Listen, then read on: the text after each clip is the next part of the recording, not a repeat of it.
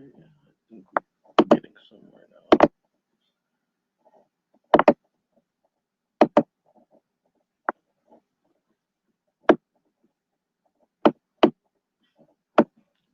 All right. Testing, testing. Am I still coming through? Hello?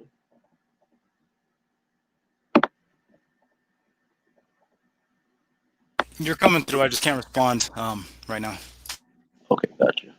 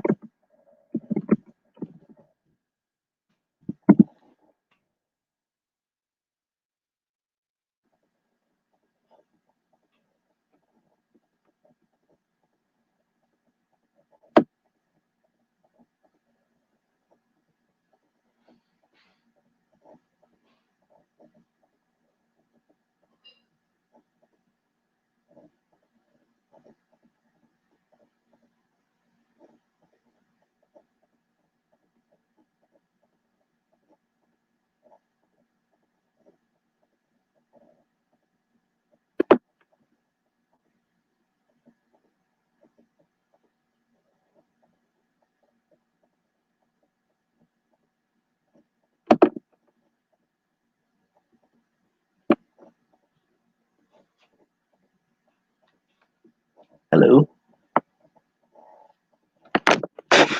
See, we have someone new here. Somebody just joined our chat.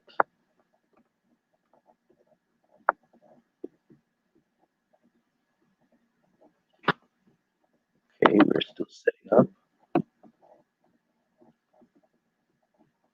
Just wait a few moments for some more people to join us. Okay,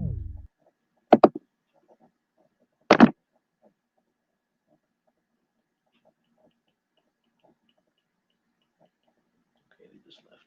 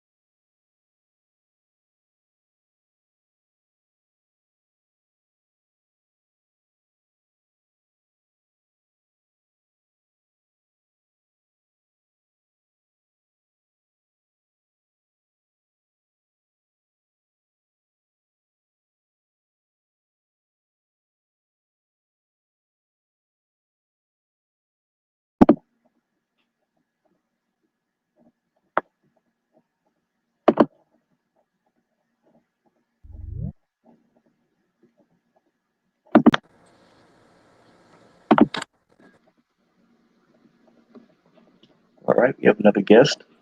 Hello and welcome. Hello, how you doing? Doing good, doing good. Okay, how are you? I'm great. You hear me fine? What's that? No, I was asking you if you were able to hear me okay. Yes, yes, you're coming through just fine. Okay. Yeah, we just started our live stream video, and so this is just something new. We haven't really done this before. We have used this platform, but not necessarily uh, to live stream. And we were trying to get this directly to Facebook, um, and so far we got it to YouTube, and I'm just sharing the YouTube video to the event page that those who wanted to watch it live can see it on there. Mhm. We were just really waiting to see who else is going to be joining us today. Okay. But I'm just going to go ahead and just kind of get things started. So welcome. I see we have so far two guests with us today. Um, so from our team at Black Research Central, there's myself,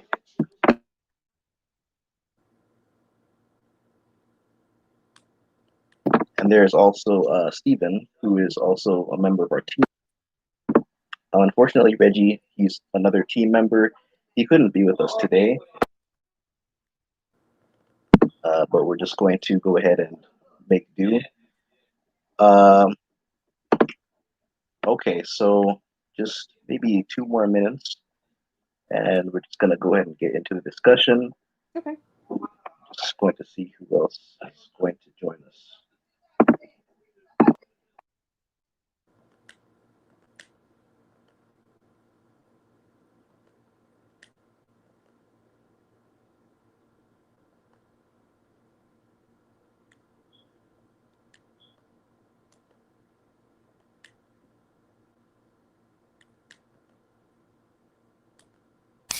Welcome.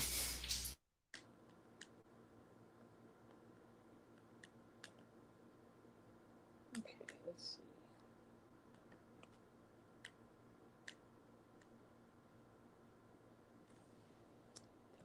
Documents. Okay. Yeah, let's see. Save.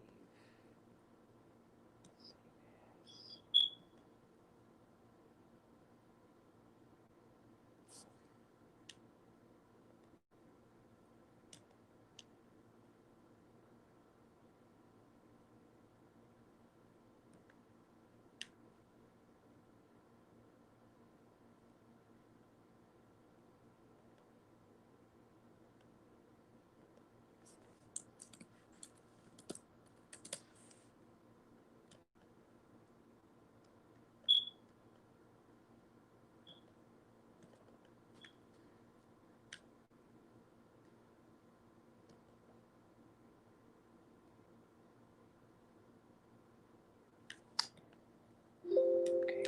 Let's see. How to do this.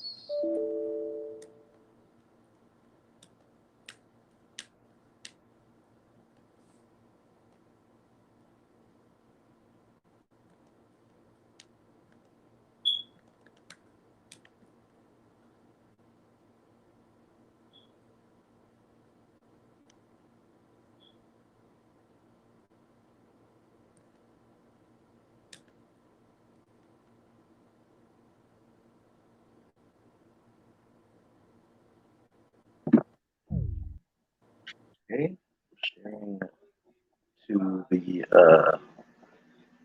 Facebook page, just so that people who are not able to join from the event page can do so from the main Facebook page. And then we're just going to get started in a few moments.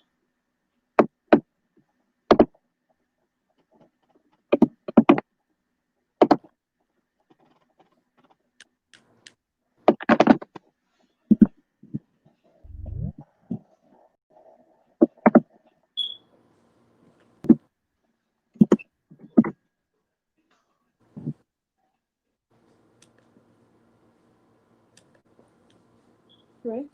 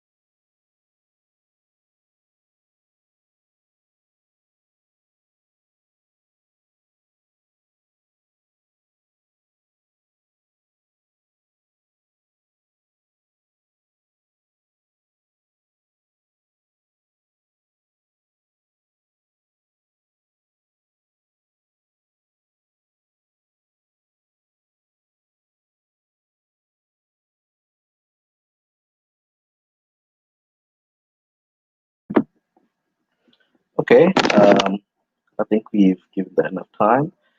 I did make a post on our Facebook page so that our followers can join the discussion from there, or they can also watch it from the link to the YouTube um, live stream. Um, all right, so we're just going to go ahead and get started, and hopefully, those who are interested in joining the meeting will do so as we go along. Okay, so as you know, this meeting is about the subject of African American slave ownership in the United States. And this is a very popular topic, especially now, considering a lot of the discourse that is going on the national level, that's going on in the media, going on social media, um, and uh, of course, in order for us to really to understand how to have a discussion on a topic such as this one, it's one that we need to really do our research. We have to really do the research and to also have people who are uh, connected to the research in a direct way um, at the forefront of these conversations.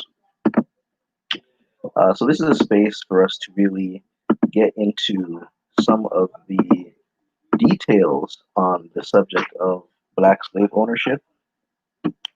Um, Black Research Central, first of all, before we get into our discussion, Black Research Central is a network that started some years ago. And the goal, the purpose of Black Research Central is to connect uh, people of African descent, Black people worldwide, to come together and to really do research and to explore certain truths about the past and also to innovate for the future. We really get into a number of different topics.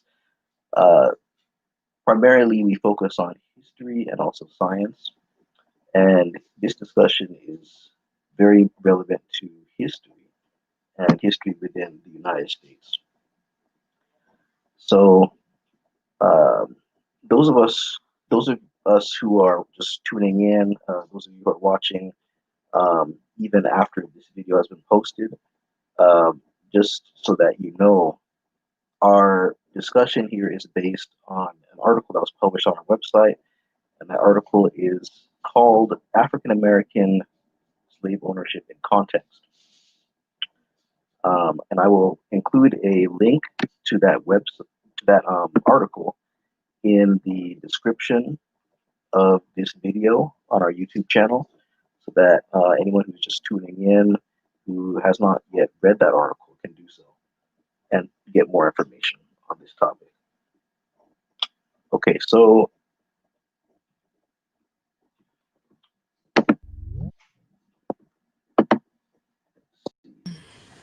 let's pull up my notes here.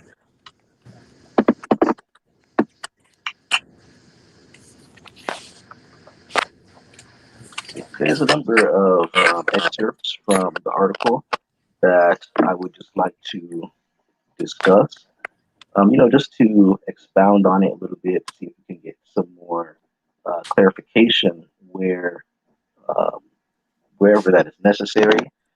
And those who are watching again, who were not present during the live streaming of this video, feel free to ask questions. You can drop questions in the comment section.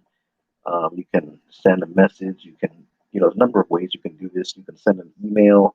You can post a request through our website, and you can get answers to those questions. All right. So at the beginning of the article, after the introduction, it starts off with a statement, and that statement says that not many people are aware that not many people are aware that Black and mulatto slave owners were a reality in the United States of America. And I find that from my experience, that is true, because when I first shared this article on a number of different groups on Facebook, I encountered, resistance in a number of different, from a number of different directions. I posted to groups which were primarily African American membership, and also included people from across the diaspora. And I found that the reception from these groups was different from groups that were, mainstream history groups, groups that were like, American history, U.S. history, groups that were like world history groups, and even the group that we established, Black Research Central.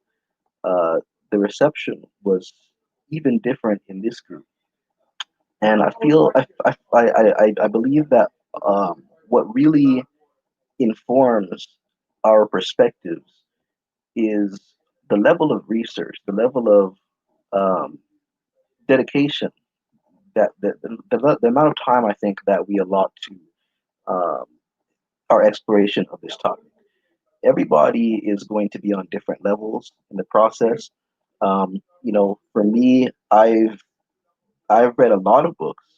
I can tell you, I've read a lot of primary resource information. I've read what scholars have had to say on this topic. I've read from historians. I've read from a number of different sources.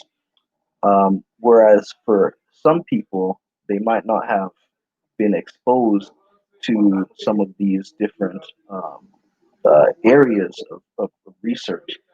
Um, some people, they really have gotten their first exposure to this idea, online. They've gotten it through social media, even, and especially in context of a political discussion, politically charged discussions.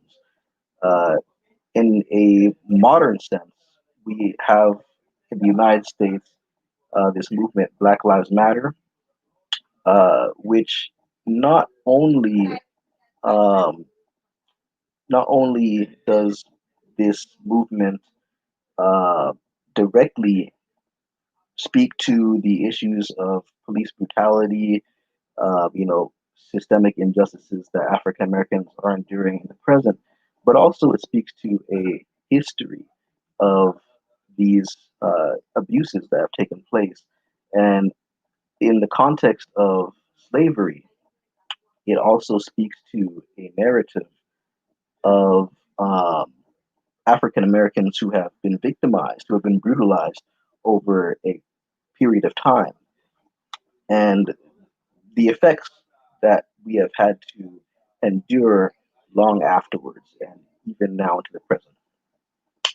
So, as we explore this topic, we have to really be aware of the fact that um, everybody has their own perspective that they bring to this. Everybody has, like I said, everyone's on a different level when it comes to the research, and so we have to be aware. We have to also realize that each of us who have the information that we have today, we didn't start that way.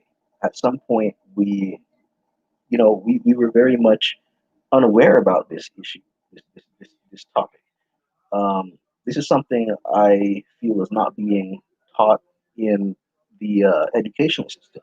Here in the United States, you don't really hear about a topic such as slave ownership among African Americans. The fact that there were some people, some black people, free blacks, who were former slaves, and when they gained their freedom, they ventured into different areas of society. Um, and some of those areas included investments in the slaving industry. And so, you know, we have to really understand that um, for us to really grapple with these topics, it's going to take a serious level of dedication and interest, and it's going to take a certain amount of also discussion, and that is why we are here gathered today. Okay, so um, on that first point, that not many people are aware of the fact that black and mulatto slave owners were a reality in the United States. Um, I would just kind of toss that question out there for those of us who are watching, those of us who are listening, those of us who are here on the live stream. What would be your perspective on that? Have you actually been aware of this, and just for how long? And um, do you feel that there is a general lack of information on this topic, or do you feel that um, maybe there is just too much discourse on this topic? Uh, I just wanted, I just want to get your thoughts. I guess I'll go first. First, if no one else will. This is L, and I think that there's Yeah, I see, Miss Gordon. I yes, I think think there's you not unmuted enough. your mic there. Would you like to say anything about that? Yes, can you hear me? Wait, wait, can you hear me? Hello. Wait, can you hear me? Um,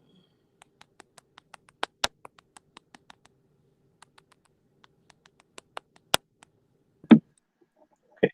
All right. Well, uh, Wait, can you all hear me? okay. Nothing's coming through here on the audio. I don't know. Oh, okay. I see in the chat she's asking, can you hear her? No.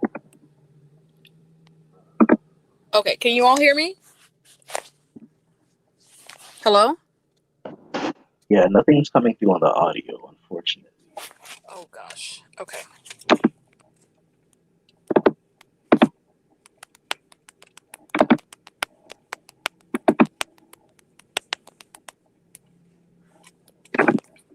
Okay, she said she's gonna come back. Okay. Well, while we're working on that, um, Stephen, do you have any thoughts? Okay. Are you able to hear me now?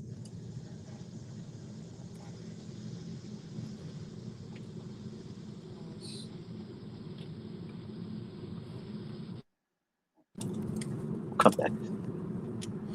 Okay, let's try this. Okay, are you able? Are you all able Jordan. to hear me now? Yes, are you able to hear me now?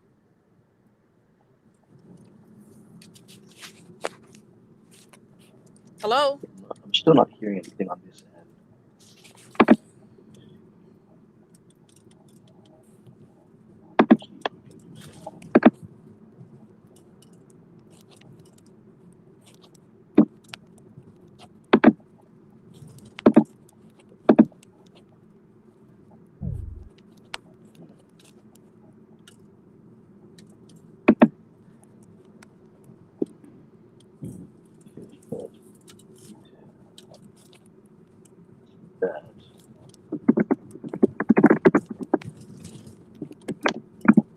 That might be a problem with the mic. You might have to change the on the bottom where there's the audio next to on the left at the bottom there's a mute button, then there's a leave, and then there's stop or start camera. Under the mute button, there should be an option, I think, to change the mic that you're using. That might be something that you might want to try. See if maybe that makes a difference. If not, maybe you might be using a device, external device that you plug in, and maybe you might want to change that one. Okay, but while she's working on that, I'll just continue, and we'll get back to her. Okay, so in our article, um, again, we mentioned that this is a topic that is not. I feel it is underdeveloped when it comes to research. There is a lot of scholars who are doing this work and who have done this work in the past. A number of them we mentioned in the article, such as Carter G. Woodson, eminent historian and educator from before our time. He did some great research with his team there at the African American. Let me see if I can get the name of that organization.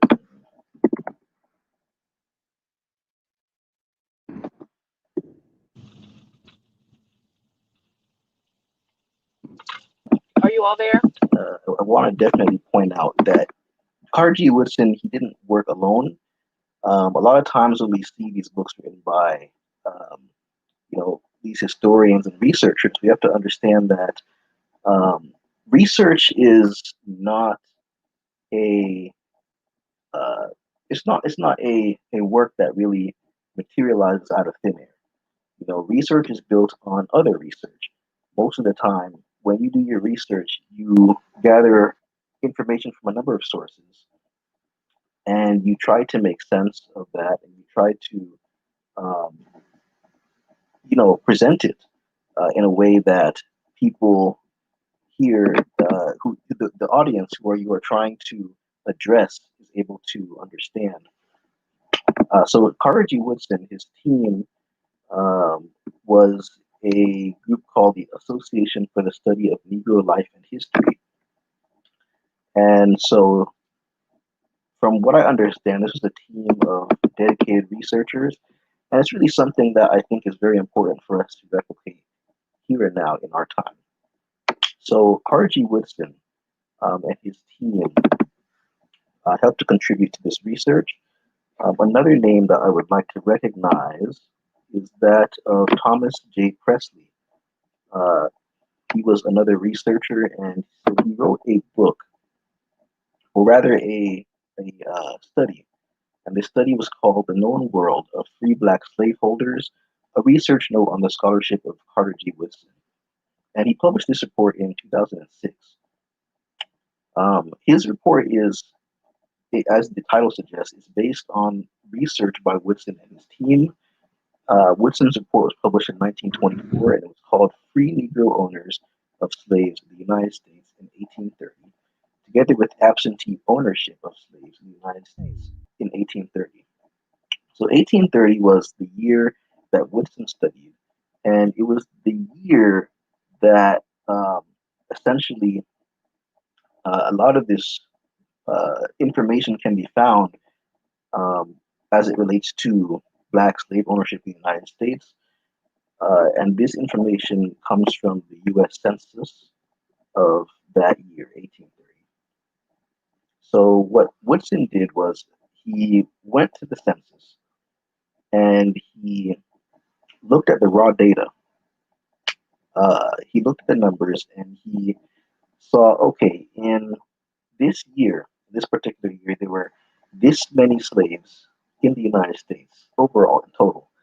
And he asked himself, he looked at the information. He also saw how many of these were owned by um, white persons in the United States and also by people of color. And from this information, he was able to determine not only from the federal level, but also on the state level. In each state, he was able to really break these statistics down and to see how black slave ownership really looked like in each of the different regions of the United States. When we talk about slavery in the United States, a lot of times we like to focus on the South. We tend to focus on places like South Carolina, North Carolina. We focus on like um, Louisiana, Alabama, Georgia, um, and these were the states where we see a lot of um, a high concentration in the population of not only slaves but also of free black people in the United States. And as Woodson looked at the statistics, he found that in places like Louisiana, he found that's where um, most of the population of blacks who were owned by free black people were found. It was over 4,000. In South Carolina, it was 2,791. In Virginia, he looked and he saw 2,235. Maryland, 1,575. So in that order, we can see that these were really the top four states that uh, where we find African Americans who were owned by other members of their own race. Um, but one of the questions that came as a result of our discussions initially on this research in the group, somebody asked um, whether or not this was reflective of the the true state of affairs. No, I also myself question whether um, free people of color is specifically referring to what was then called Negroes, or whether that group also included other groups of people, for example, Native Americans. And for us to really understand the breakdown of these statistics, whether we are talking about just Black people strictly in the year 1830 when the census records were recorded, or if this documentation is speaking about um, Black people and Native Americans and other people of color from this time. So that is also another very important point as we have this discussion. In Louisiana, Carnegie Whiskey found that an estimated 40% of free Black heads of families were slave owners. In South Carolina, the percentage was 43%. Uh, if we really think about this, 43% is a very significant statistic. Uh, it's very difficult for some of us to imagine that 40, upwards of 40% of the free black population in any state during this time would have consisted of people who were, uh, you know, registered slave owners, people who held other people in bondage. But when we take a closer look, I think, at the numbers, not the numbers, but the details of these relationships, I believe that what we see is we see a picture of um, a, we really put these numbers into context because we can see that there were different uh, factors that motivated um, these the relationship dynamics that existed uh, among these slaveholders. One thing that I found particularly interesting when I was looking at this is that South Carolina and Louisiana consistently come out on top, and these two were the states with the largest populations of Black people overall. Um, when we really look at South Carolina, South Carolina, um, even after the Civil War and into the Reconstruction era, and Louisiana is another one. Really, um, Black people made a lot of gains, in the political realm. They really were able to send members of the community to Congress. And as we know, some of these gains were rolled back in the Jim Crow era. Um, but it really just goes to show you what was going on at this period of time. Of course, U.S. history has been a series of ups and downs, especially for marginalized communities. Okay, the next point in our article, the next excerpt I want to highlight here.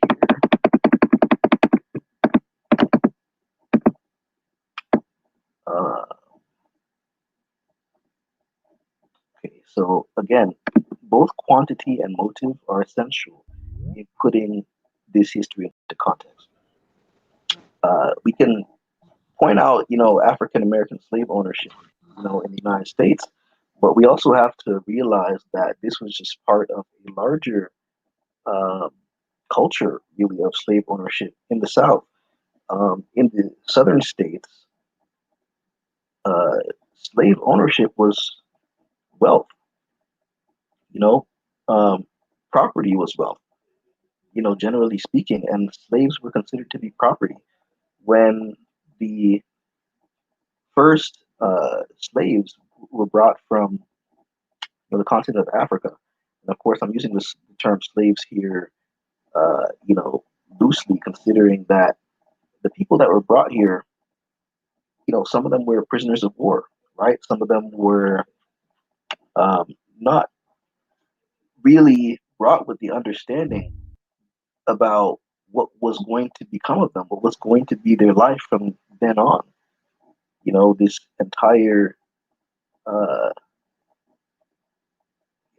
sequence of labor through the generations and generations that they would never return to where they came from. Okay, so when a lot of these uh, people were brought here in the holds of these slave ships, they were considered to be property, cargo, property of the uh, the company that was responsible for, to see to it that these people were going to arrive at their destination and were going to be sold to other people who wanted to make money. Okay, so all that is very important to consider here. Quantity and motive. For these black slaveholders, they had many different motives. And again, we looked at the statistics as presented by Carter G. Woodson. Okay, so some of these statistics, I'm just going to list them off. 1.18 of free blacks owned slaves. That's very interesting. Among them, they owned collectively 0.642% of the total number of slaves that existed in the United States. So 0.642%. And this was 0.647% of all the slaves that white people owned in the United States at the time in 1830. Blacks owned essentially. This is when I did the math. I was able to get these numbers that black people owned 0.554% of all black people that lived in the United States at this time. Okay, so it just gives us an idea, a perspective of exactly what these numbers look like. Um, if we were to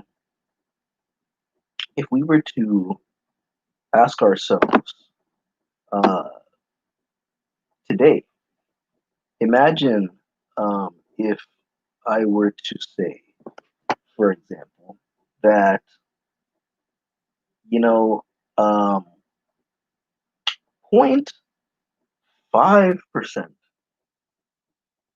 or 0.6% of black people today are millionaires or billionaires. Either I can use either as an example. If I were to tell you that 0.6% of African Americans in the United States are billionaires, what would you think about that? If I were to say that, would you say that's a lot of people? Proportionally.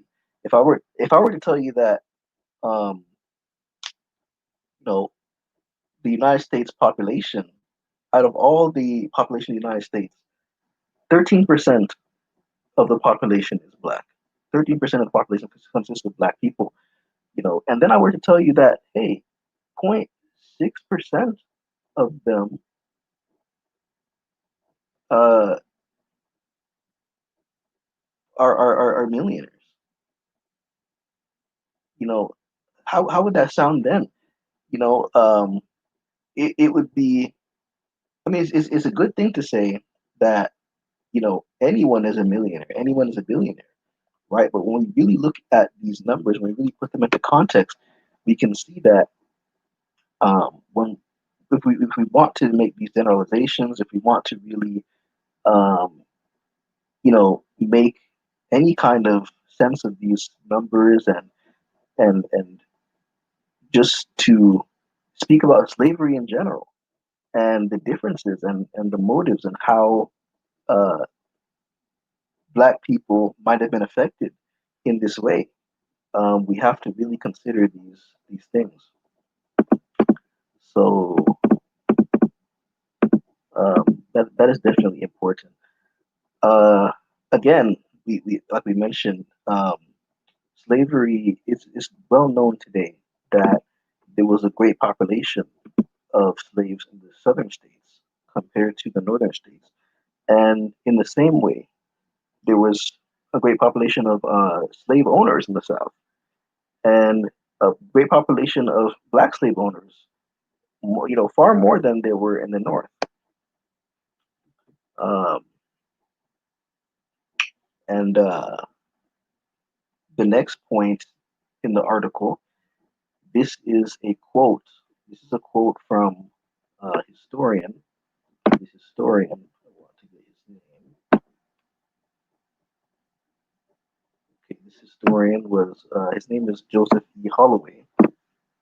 Uh, so Holloway, he wrote an article, and this article, before I found this article on the website blackslaverebellions.com, but that article is no longer available. Now it is found on the website beforeitsnews.com. So in this article, he talks about the dynamics of class and color as it relates to black slave ownership in the United States. he talks about how uh, across the board, um, there are certain consistencies that he found in his research on this subject when he wanted to really address the question of who were the black slave owners. Um, what kind of people were these? What did uh, this exactly look like? What he said, and this is just verbatim, he said, the majority of black slave owners were members of the mulatto class, and in most cases were the sons and daughters of white slave masters. The slaves were overwhelmingly of black skin. So essentially, what he's saying here is that, and if you read the article, you will also find this. He's saying that uh, during this time, there were certain privileges that were um, accorded to people who were directly um, connected to the top. Those people who were able to say, "Hey, I have an inheritance, um, and so was able to provide this for me." For white masters, a lot of times when they pass before they pass away, they would write in their will that they would leave a certain portion of their slaves with a family member. Okay, and uh, for Holloway in his research, he's saying that um, the very fact that there were some of these um, people who lived in the households where this dynamic of slavery was taking place were really they were members of the family, even though in a wider context, in the context of their society, they were not considered equal to the the white population, and these people were referred to as mulatto. Mulatto, of course, is really a pejorative term. Like when we really look at the origins of the word, but um, as we use it here in this context, we're referring to people who had a black parent and a white parent, and sometimes that continues down the line. This person, in a general sense, we're speaking about people who have both white and black ancestry when we use the term mulatto here in this context. Um, with what Holloway is saying here, a lot of these mulatto slave owners were the sons and daughters of white slave masters. In a way, it's sort of a continuation of a tradition. And so that was just another important point that I thought to bring out here in our discussion. Another point, when we talk about the the motive, what were some of the motives um, that really bring this to us?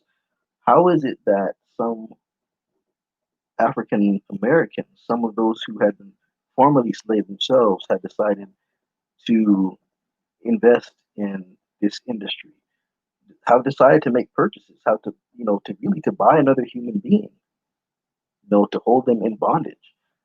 What were some of the reasons? What were some of the things that motivated them? So one thing that I found is that Carter G. Woodson, he points to two different motives. Uh, and he puts these slave owners into two different categories. The first one is the benevolent Negroes. These are people who bought slaves to make their lot easier, in Woodson's terms.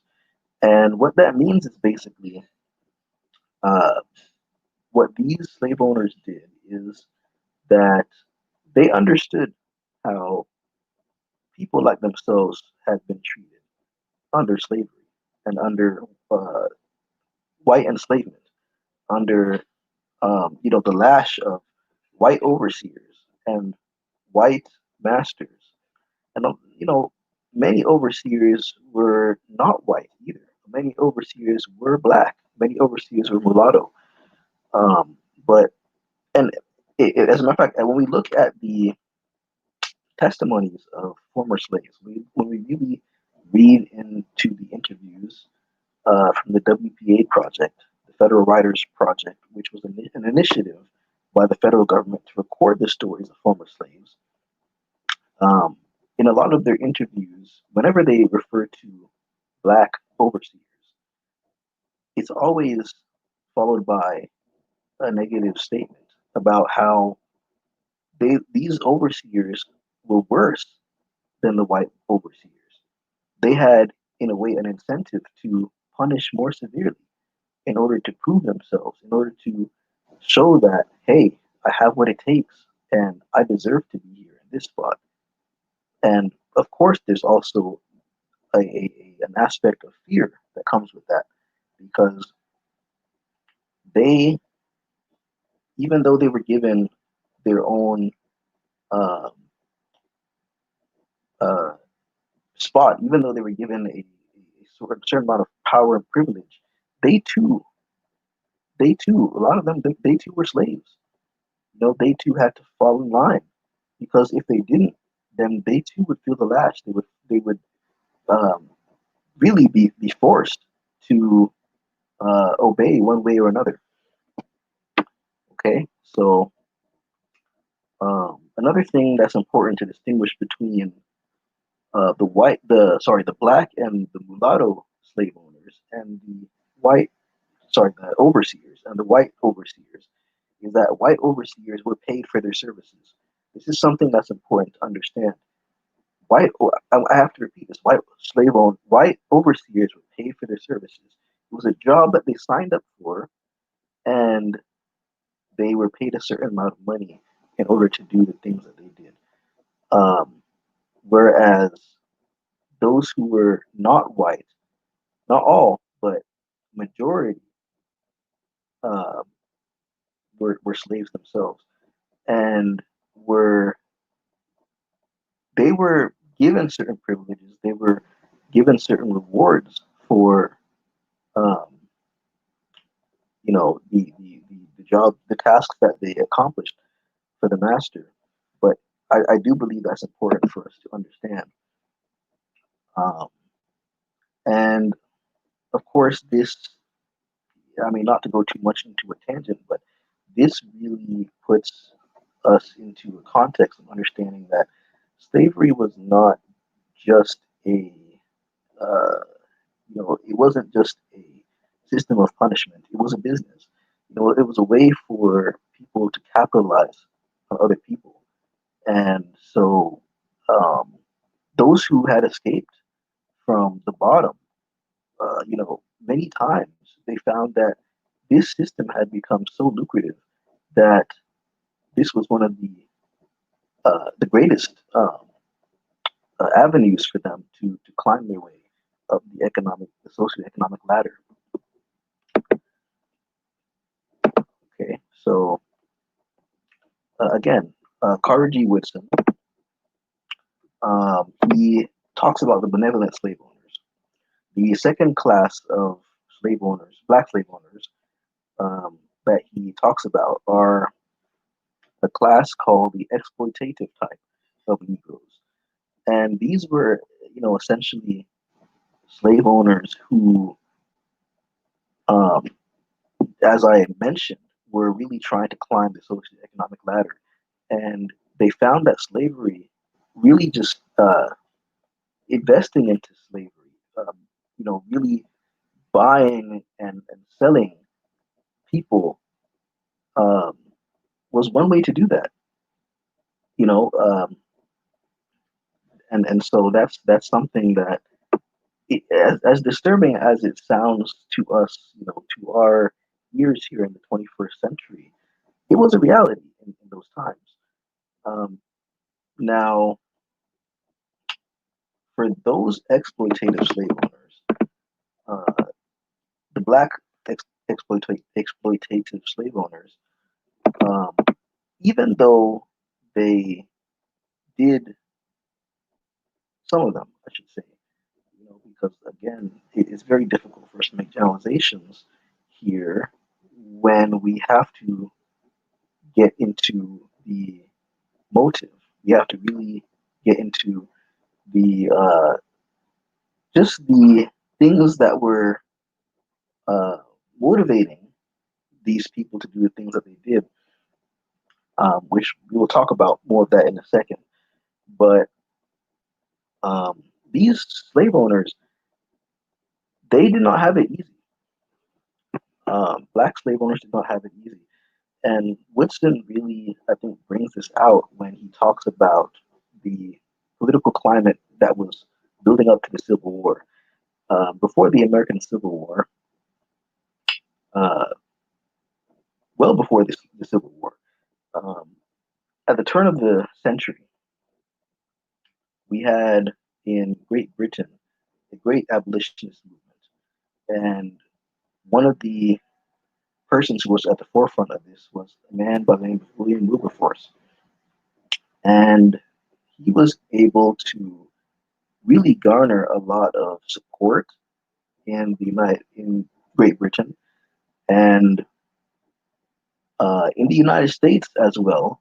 There was a burgeoning movement towards abolition, and as the uh, institution of slavery was on the decline in the United Kingdom, in Great Britain, it also followed in the United States.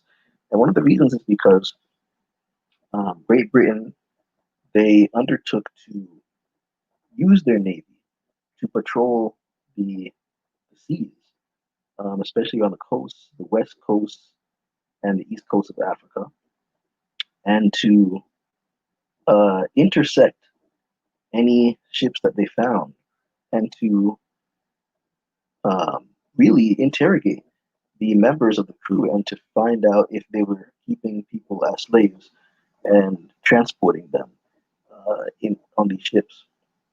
And so it was very difficult over time for really these captains, these ship captains, to transport slaves across the ocean. And so the transatlantic slave trade we find in 1805 really came to an end uh, on a legal standpoint, because, of course, there were still ships that were traveling after that time. And people started to really, people had for a long time understood that uh, slavery was something that was, there was a great contention around slavery. Um, a lot of people, in our today's society, we have these people who believe that, um, oh, it was a different time. It was a different era. It was a time when people didn't understand certain things.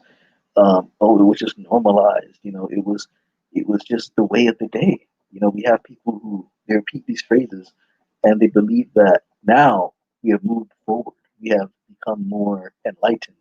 And those people just didn't know any better. But the truth of the matter is that no, they knew. People knew. People knew from the very first uh, arrival of slaves in Portugal. This is around 1442. The very first arrival of slaves, there was a whole contention around it. People watched the very first slave auction and they saw all of these mothers being torn from their children, fathers being torn from their sons, and parents get. I mean, it was just this separation that was such. It was such an offense to all the senses. The crying, the wailing, the shouting, the agonizing around it, and the businessmen who were having to employ whips in order to maintain order, quote unquote. You know, that was the very first record that we have of a slave auction. And it is a testament to the fact that these people knew that it was not a nice thing. Slavery was not a nice thing. There's no way for us to paint a pretty picture about what people endured under slavery. There is no way. There's no way to rationalize it. And it doesn't matter what era in which you live. There have always been people who were in opposition to it. Always, always there are. Even before the establishment of anti-slavery societies, they were abolitionists, and so that's something we have to understand. And this is not just in the context of the ownership of people of African descent, but also people of Native American descent, and people of European descent, people in other societies all over the globe. So, so again, people who, black people who owned uh, slaves here in the United States were motivated by different reasons. And again, there was the benevolent and the exploitative slave owners. Okay, so those are all the topics that we covered in the article. Um, in the final part of the article, we got into the story of a man by the name of Venture Smith. Venture Smith was actually born on the west coast of Africa in Guinea. Uh, and this was a man who was actually the son of an African prince who were attacked by another um, nation. As a matter of fact, this was a nation that had been working to capture Africans and to bring them to the coast so that they could sell them to European slave traders.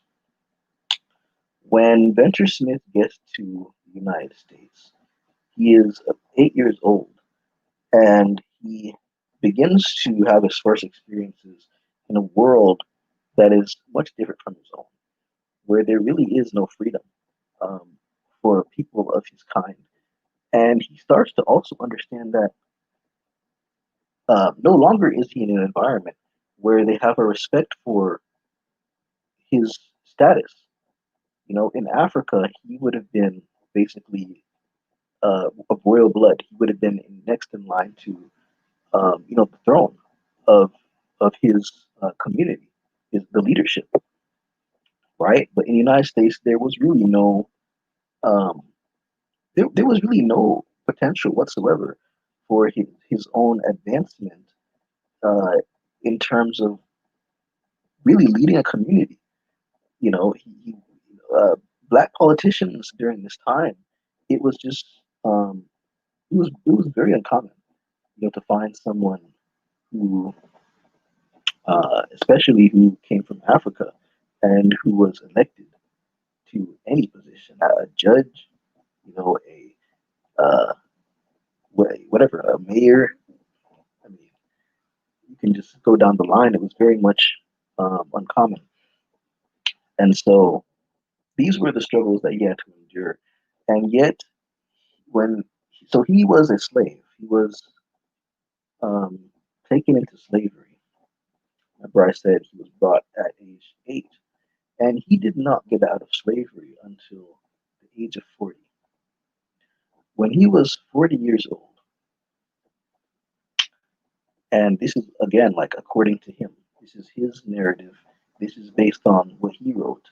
Um, and so when he gets out of slavery, this was still in the 18th century, okay, the 1700s. When he gets out of slavery, he decides that there's a number of things he can do in order for him um,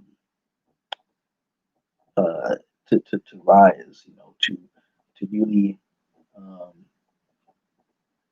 gain, to really make something of himself from an economic standpoint. And so he invests in a number of different things The first thing is, of course, he has to put his own labor again for himself. He has to put his own hand to work. Uh, and so he did a number of different things. Um, the greatest area where he actually made the most money is in wood cutting, chopping wood, and also bundling this wood to sell. And so he's able to really get started. And I'm just gonna go to the article so that we can pick up the story from there. Let's see. If you're those who are listening, you can always follow along just by going to the article. The article is on our blog. Again, it's called African American Slave Ownership in Context. And right now we're at the uh,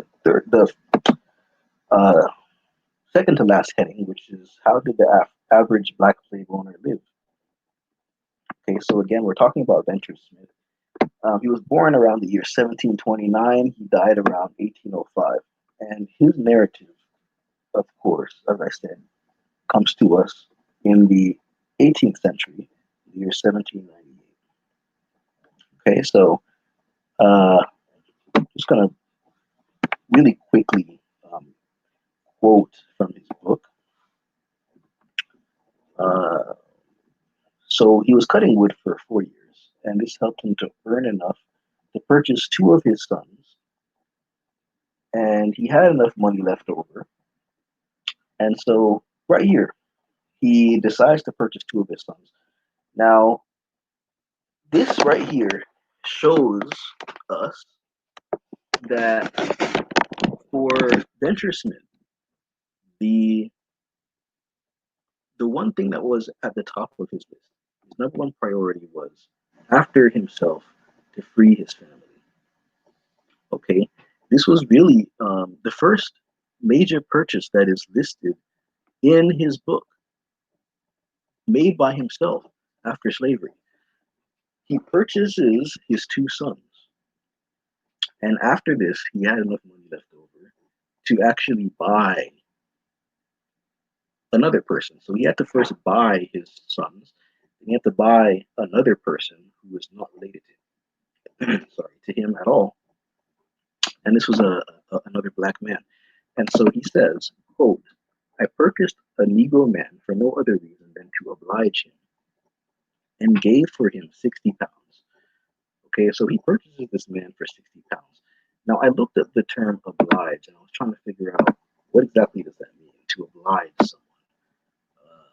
You know, written in that day, in that language, it's not necessarily something that we're familiar with. It's not a word that we use very often today.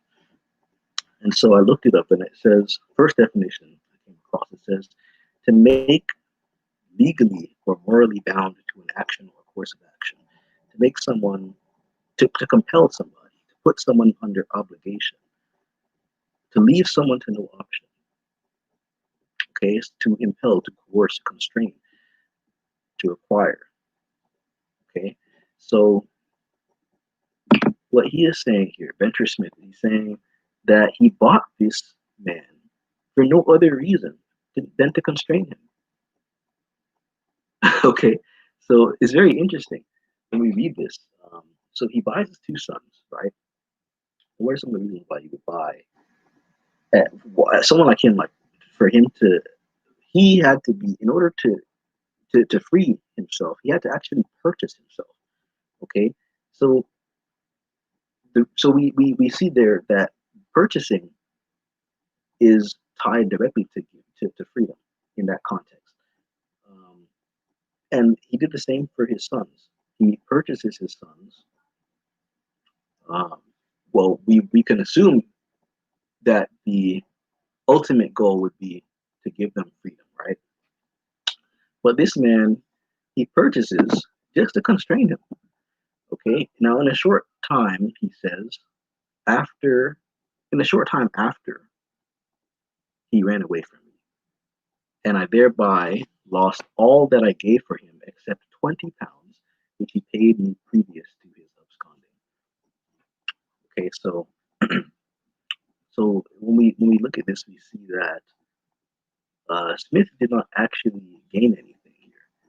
After he purchases this man, okay, this slave, now his slave, the man basically disappears.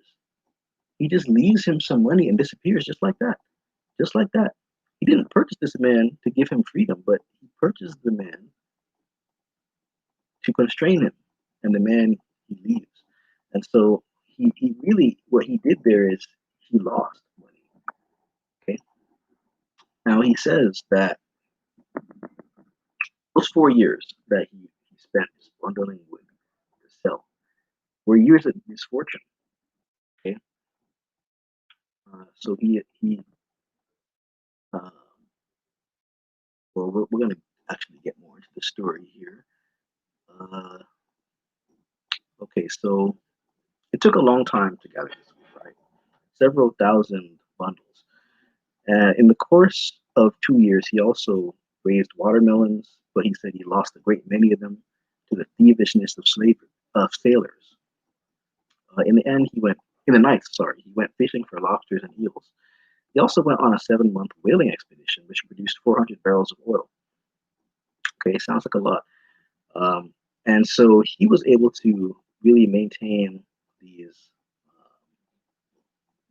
sort of what we would refer to today as side hustles. He was able to really do these different things, um, and this was his way of really making money for himself. And with this money, he was able to,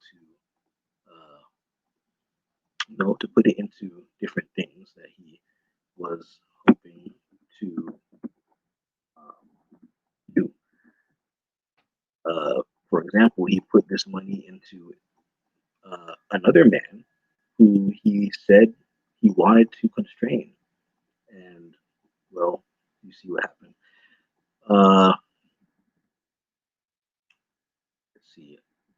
So after some time, he was able to secure some land, a farm of his own, and a house. Um, Now, this land, I was very surprised to learn just how much land this man was able to acquire. I mean, upwards of 60 acres. Like I honestly, if you were to tell me today that this was something that I could do, like I wouldn't believe it. In 4 years' time, imagine. But this man was able to do that. Um, and I mean, recently there was an article about uh, uh, a number of families of African Americans that came together to purchase some land. I believe it was 19 families, and it sounded like wow, like a lot of acreage. But what this man put together, I believe, single-handedly, you know, it I believe it was about half of what these families purchased today. About 90 acres. Okay, more than half. So, you know, moving on. So this man, Venture Smith, he hires out his son. Now, in order to hire somebody out, that implies during this time period that you own this person.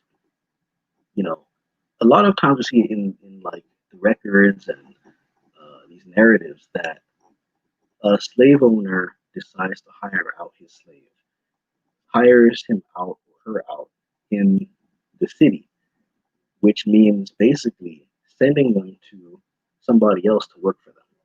But to bring the proceeds from their labor back to the master, and the master decides what portion of that they can keep. So he hires out his son, Venture Smith hires out his son, Solomon, to a man named Charles Church for a year. And he says, on consideration of his giving him 12 pounds an opportunity to acquire some learning. Uh, okay, 12 pounds. So he says that this man, who he hired his son to, he fits out this whaling vessel, and he basically invites Venture Smith's son to go, and he promises to give him, you know, his wages. So basically, he didn't actually pay the son. Okay, all this time that the son had been working for this man, the son was not getting paid. But now this man, Charles Church, says, "Hey, come with me. Let's go sailing, and if you agree to come with me, I'll pay you." So now, after the both of them take off, they go to sea. They don't come back, and Venture Smith hears that they were lost. I'm sorry, actually, his son died of scurvy in the voyage, and this man named Church never paid him. So he doesn't actually mention that Mr. Church died on the voyage. He says his son died, but Mr. Church never paid him for the lost wages. The wages that he was supposed to pay to the son, he never did pay. And so he said, in his son, besides the loss of his life, I lost equal to 75 pounds. Isn't that interesting? So I was reading this and I was saying to myself, I thought it was really something that Venture Smith, not only does he lament the loss of his son's life, and his firstborn son, really, but also all the money that the son was going to bring him, all of that money was lost. And so there's a loss of another investment. And so, in a way, it really shows that um, the son, and again, uh, as I read his narrative, I don't have necessarily anything to go by but the narrative. Okay, I don't have a record of Mr. Smith, his family in the census. I don't have that to go by.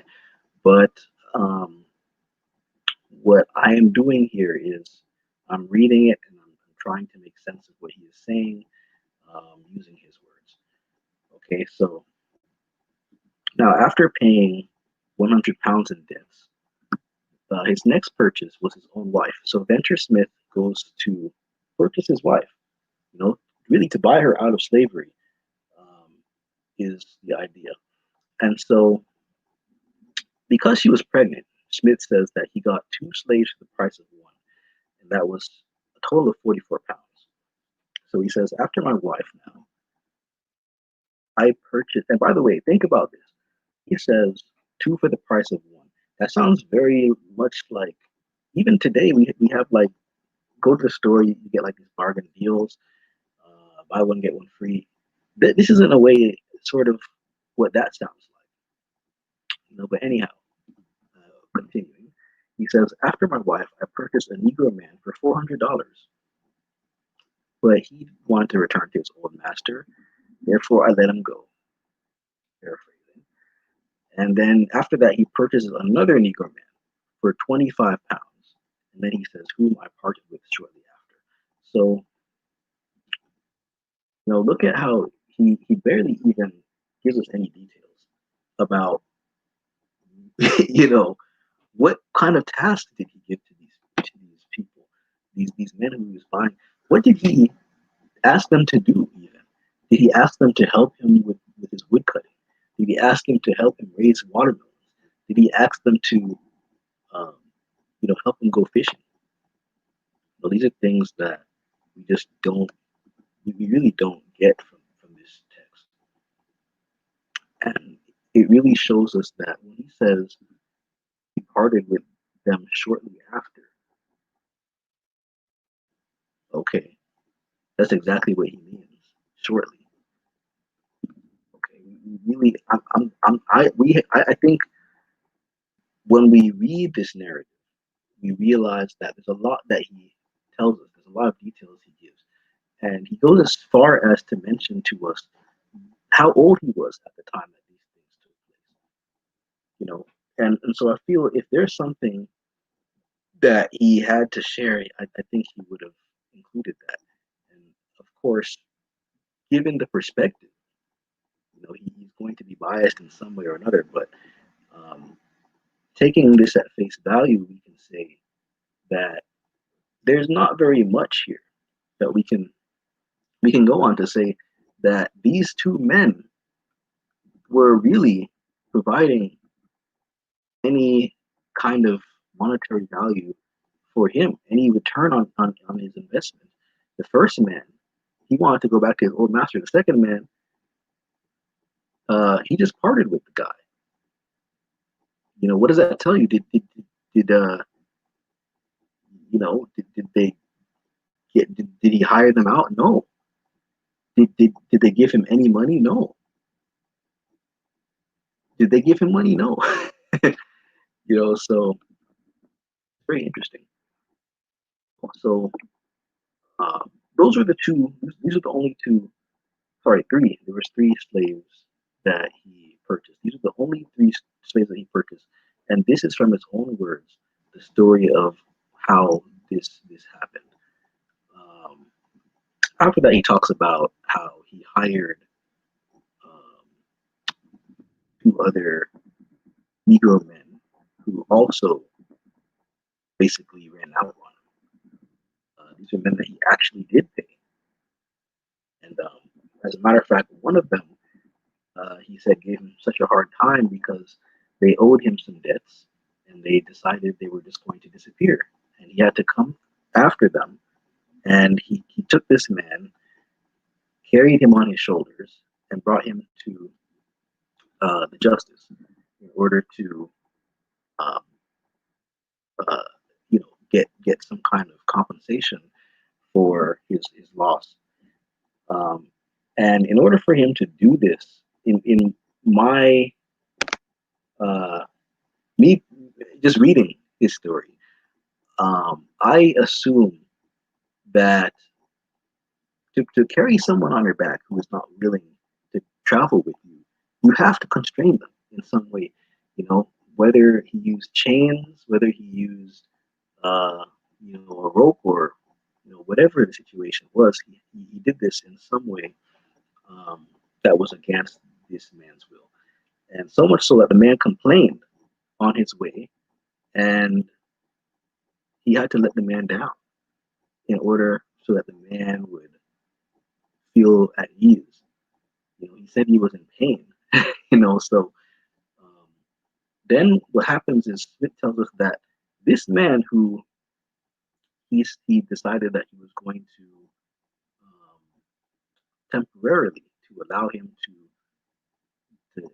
basically stretch and to get his bearings, decides, he basically tells him, hey, if you let me go, I am going to pay you. He said, I have some silver buckles at home.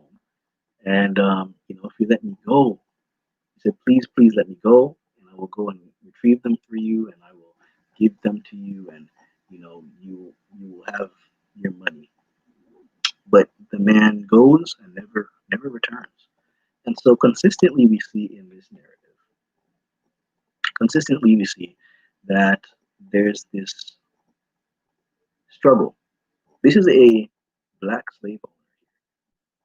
slaveholder, and this is another thing that I noted in the article is that a majority of black slaveholders lived in urban environments.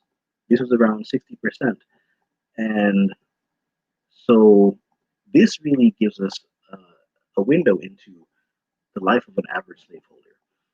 This was a man who lived close to the city, who uh, went out to sea.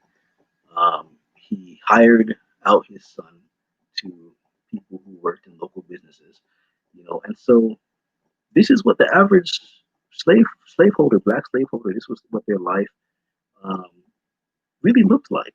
And this is a stark difference from what we see on the screens, what we see in Hollywood, what we see when we watch a film such as 12 Years a Slave, looking at the life of Solomon Northup, right? Or, a number of other uh, films that tell the story of plantation life. These were slaveholders here, the majority of them, who did not live on these great big plantations, you know, who did not have the amount of wealth that a lot of slaveholders did have at this time, who were white. As we look at the numbers, we can see this. Okay, so it's just a very interesting thing to note. Another thing to note is that, um, to put this in context, over 90% of African American slaveholders, 94%, owned less than 10 slaves, so around 1 to 9 slaves. Okay, and 42% owned only one slave. That shows us that um, when we talk about the level of, and of course, like Woodson said, this does not necessarily negate the fact that slavery was wrong. Okay, and that also, just because there were people who owned a small amount of slaves that didn't mistreat their slaves, okay, that does not suggest that those things are not true, but it does put into context the fact that slave ownership among free blacks in the United States, the picture of this statistically is, it's not exactly as it first seems, and it's certainly not the picture of slavery that uh, we find before Woodson's time. Earlier in the article, I pointed to research by a man by the name of Calvin Wilson. Okay, and Wilson, he published an article in 1905 in which he basically was saying that a lot of black slave owners were cruel to their slaves, and the testimony he received in order to affirm these ideas were from people who had lived before the Civil War. People who, some of them were former slaves. Actually, one of them in particular was, who mentioned that he had heard about a certain slave owner who had been cruel to his slaves. But what this man had said, to actually clarify, what he had said is that this man, he was stern. He said he was stern with his slaves. Okay, that was the implication, but not that he was cruel, but that he was stern with his slaves, and especially because he had a large plantation, and that was the um, the expectation that he had established on his plantation, that these slaves would basically, um, bend to his will. And you see, of course, in this story with Winter Smith, just how difficult it was for black slave owners, black slaveholders, to really maintain their status as slaveholders, in the context of an urban environment. So again, those are just some points that I want to bring out here in our discussion. And uh, for those of you who are just watching now, we're really talking about African American slave ownership in context. If you want to really read about this and to get a sort of base understanding on this topic, you can go ahead and check out our blog on our website, blackresearchcentral.com, and look for our article, African American Slave Ownership in Context. Okay, so at this time, I'm just going to open the floor for discussion. I know we had a little technical difficulties earlier, but let's see if we can maybe work that out. Hey, good afternoon. Can you hear me? Miss Gordon, Yes, can you how's hear me? the, let's see if that mic is working. Are you all able to hear me now? Okay, I can see that you're speaking because I can see the sound bar is moving Sound bar. Okay. on your window, but Right. I'm not Okay. hearing the audio. Maybe there's a way for you to turn up your mic. Yeah. Let's see. Hold on. I just did that.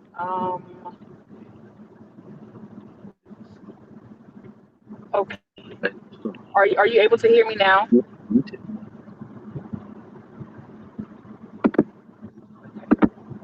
Let's see. Yeah, I'm not hearing.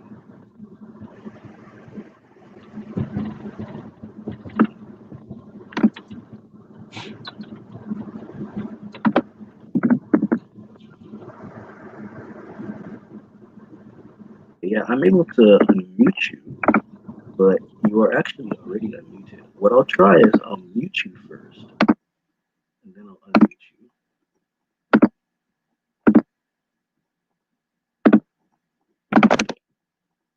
Actually, not.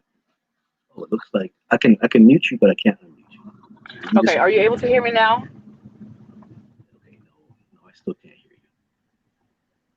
Let's see. You can try to call in. Maybe we can try that and see if that might make a difference. Okay. What I'll do is I'll share with you the number. Let me see. And if you want to try that, we can try that.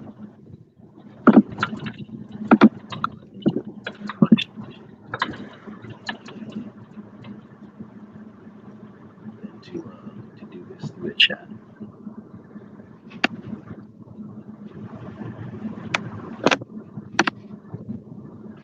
263-227.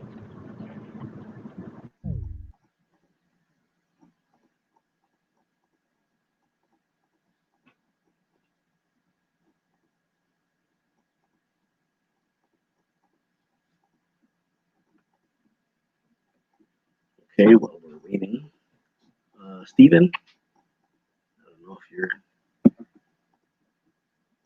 I know you were busy earlier. I don't know if you're able to give a few thoughts on the discussion. Okay. Good afternoon. Can you all hear me Okay, now? so it looks like Gordon. Are you there? Yes. Can you hear me now?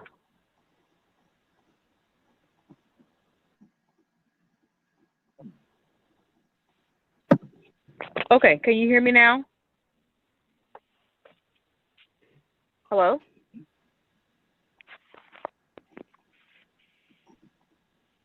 Can you all hear me now?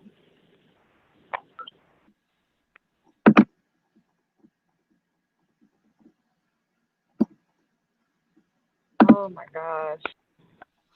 I wonder what the issue could be. Let me see something.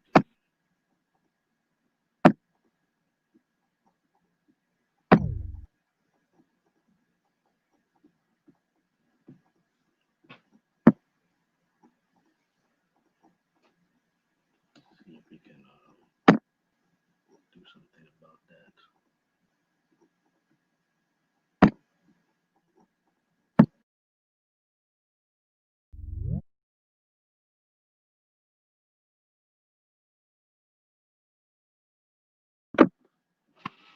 Okay. Can you all hear me now?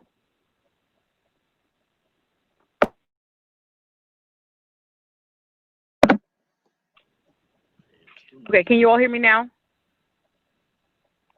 Hello? Hello? We might have to do this just through the chat then. Yeah, that might be the.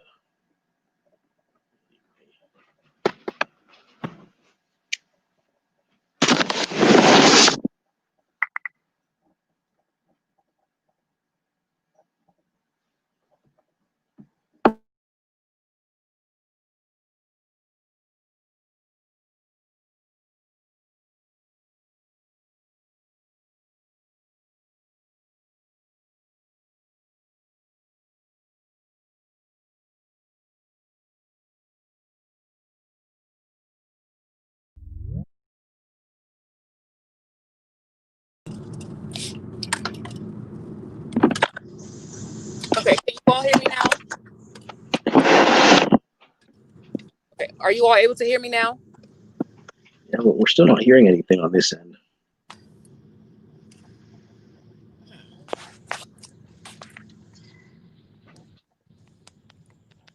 I can hear you on my end when you're talking.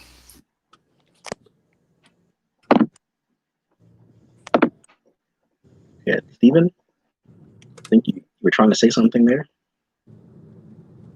Okay, so I think we may be able to hear each other, but you cannot hear us. The gentleman mentioned that he could hear me. Yeah, I'm hearing everyone just fine. So if you're not hearing each other, I don't think that it's probably an issue on your side.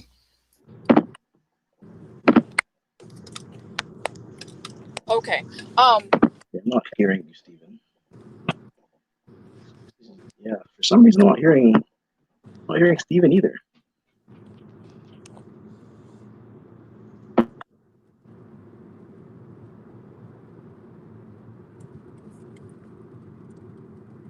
Okay. If you I'm not sure if you want me to go ahead and proceed just with, I guess, a follow up to the information that you provided. Well, but I don't want you to miss anything.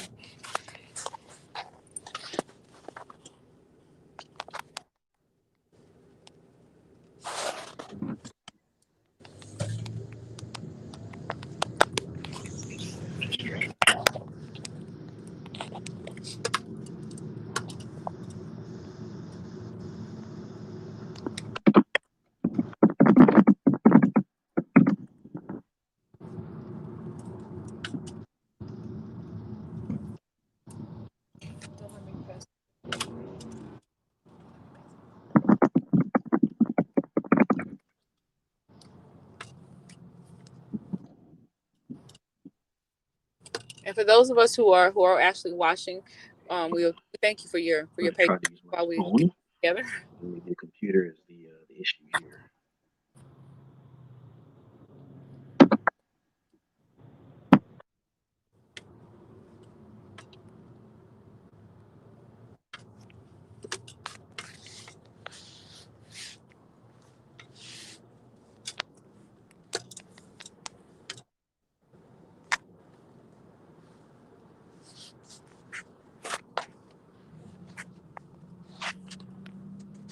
I'm coming through, correct? But that's, wait, say that one more time. I Are you able to hear me? Yes, I can hear you. Okay, okay.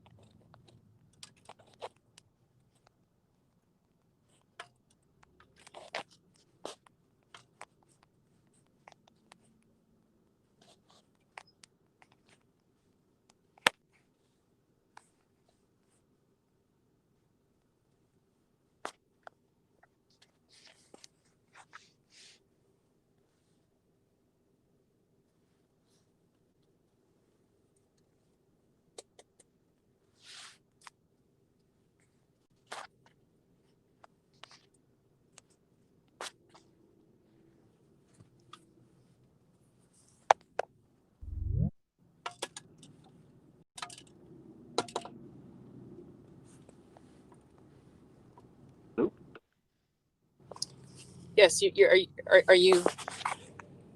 Can you hear us now? Yes, I can.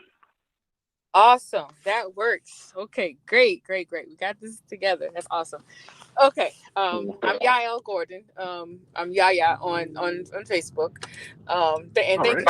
you, thank you for the invite. It is greatly appreciated. I know to Jessica. Well, Nichelle, she had technical difficulties. Here we're having a little bit of a rainstorm is brewing here in Louisiana, so we're Oh boy. yeah, look, it's always something with us. That's okay. But just to I know remember the first question that you asked initially about speaking on Black ownership for as far as the enslaved population, and was it something that was not as openly or prominently talked about? And I do think that is the case. It's known, however it is not always spoken about. I think that when we're speaking on things such as slavery, we kind of have an unspoken habit of picking and choosing which stories we want to be out in the forefront, as opposed to telling telling the whole and real stories, not embellishing away, and just speaking on what actual facts. Slavery, as you mentioned, was a definite. It was a business. It was a business. It's about money, money, basically power and greed, and who all can um, get ahead. And I always tell even my guests at the plantation that one of the plantations that I work for, that people don't mind sacrificing those who look like themselves in order to get ahead. And that's whether that is a Black slave owner, a white slave owner, or even a bank owner who who wanted slavery to last, but snatched the lands of those who could not afford their plantation lands or their debts. So people don't mind doing that. So in order, it's basically all about staying ahead at all times.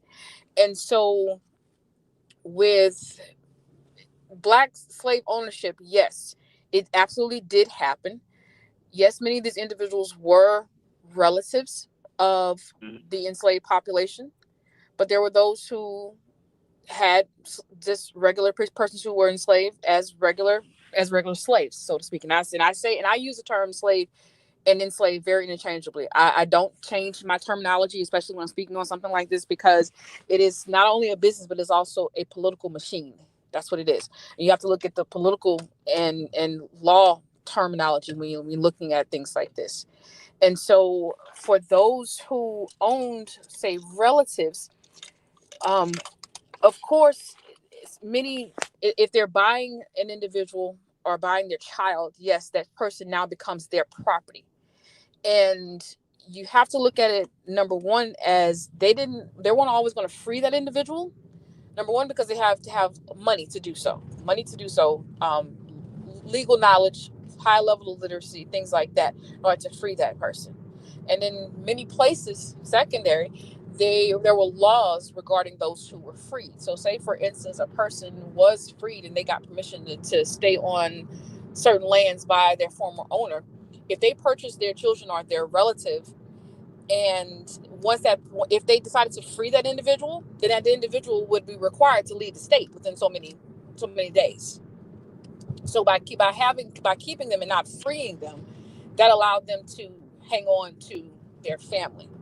Now those who they so those who they purchased outside of those who were relatives, you have to look at again the terminology. Okay, so you have in the categories, you have those who were white persons, those who were free persons or freeborn persons, and then you have those, okay, of course, Native Americans, but you have those who were enslaved, those who were considered slaves.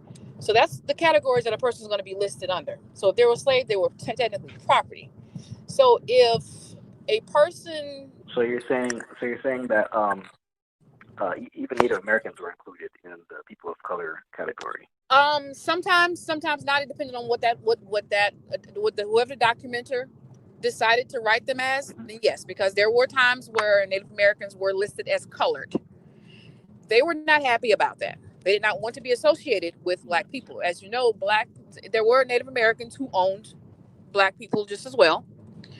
But due to situations with whites, they were. I mean, if you weren't white, you were colored.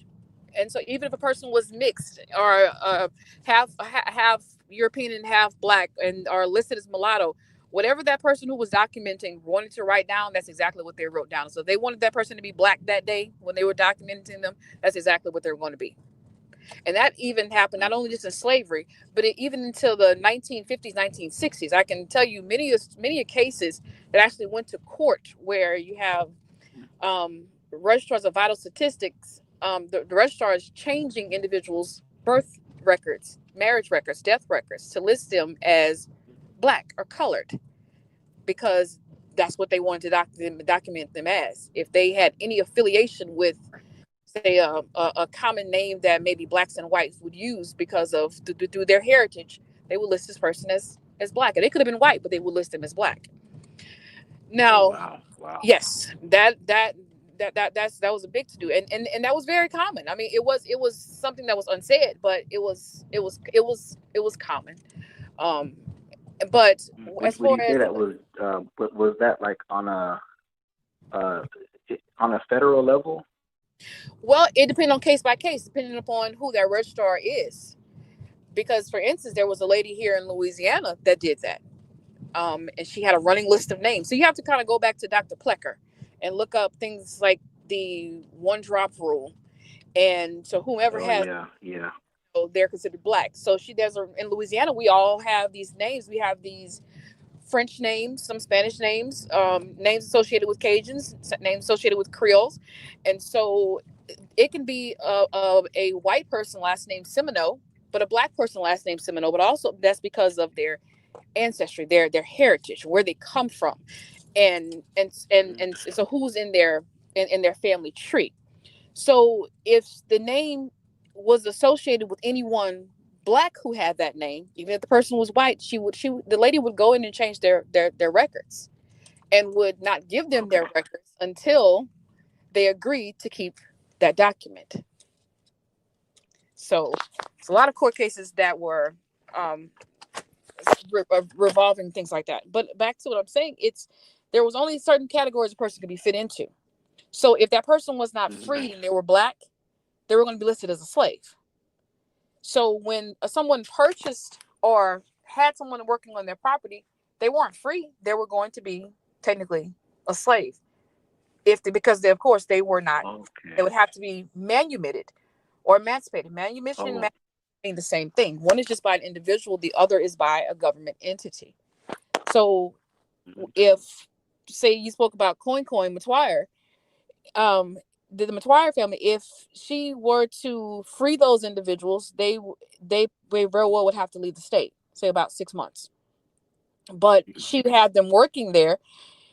Somebody may go on the line, and this is right, and I'm not saying this at all, but say, oh, well, they were her employees. I've literally heard that before. They were still a person, but by law, they were considered a slave. So it's is very, that because mm-hmm. is that because free blacks were not allowed to employ anybody who was free? No, they absolutely could, but they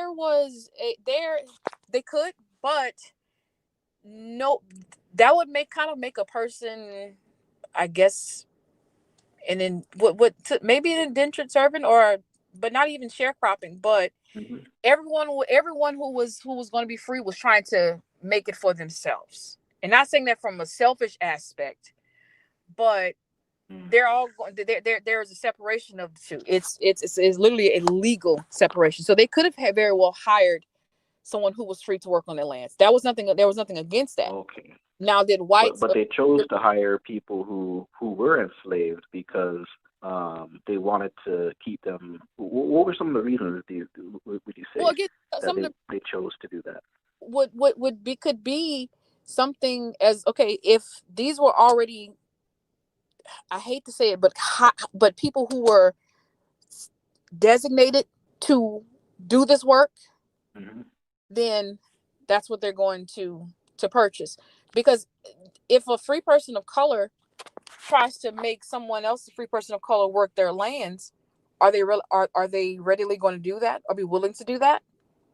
No, because not necessarily, because each of them are trying to acquire their own and not necessarily under the other. So it could be that competition played a role then. Correct. Absolutely. Competition played a huge role in that, because you also look at the fact that Italian and Irish immigrants later on in sharecropping days is the same thing.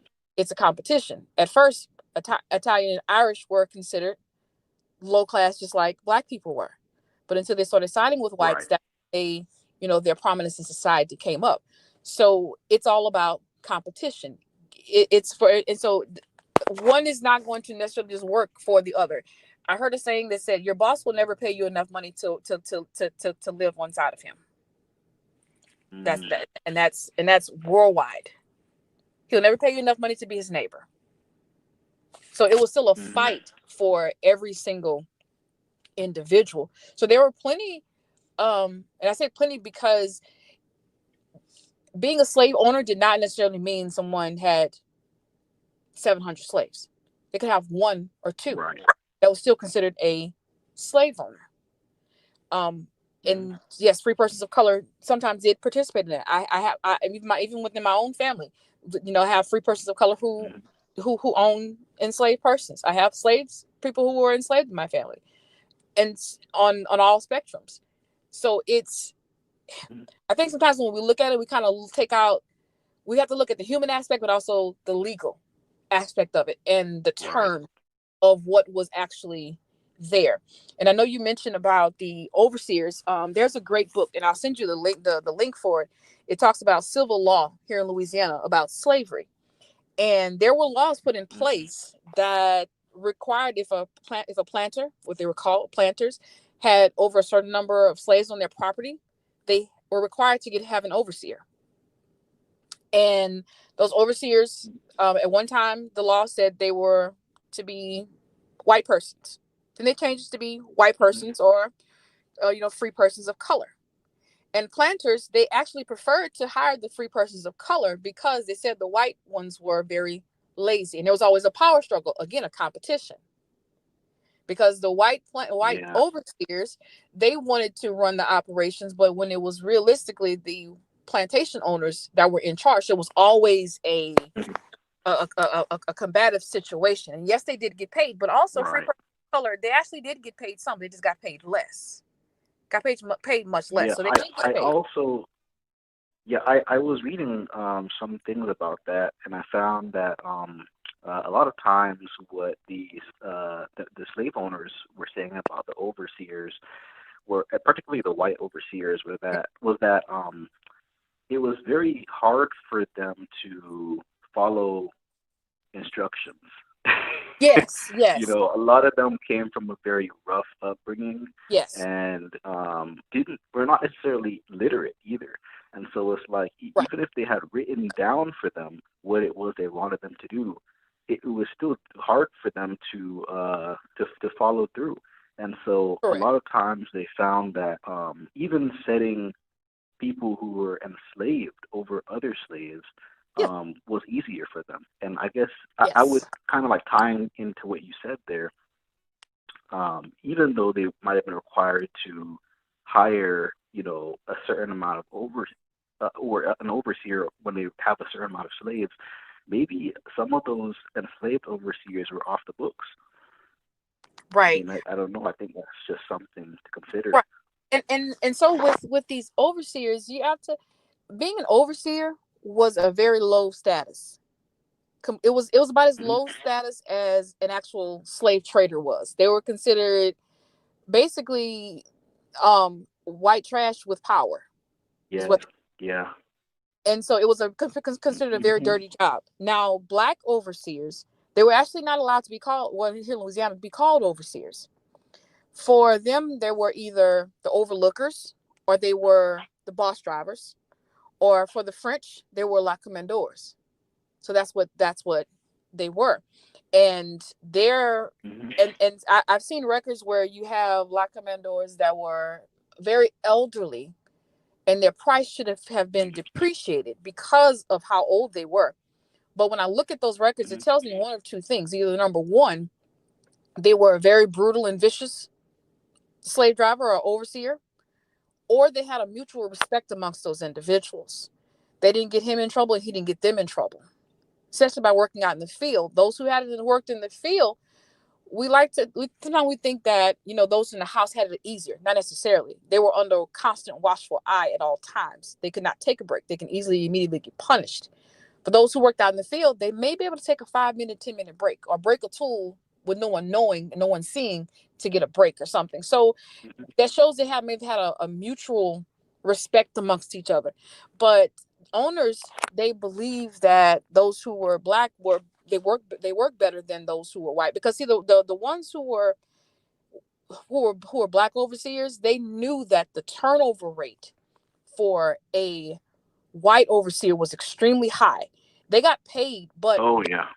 their their contract was usually only a year, and it was by word of mouth that they get Hmm. hired different places. So they can easily be fired and hired. If the crop wasn't right, they could be fired. And, So the black overseers, and that right there tells you that right there tells us how you know the level of difficulty that the slave masters had with them. right. You know.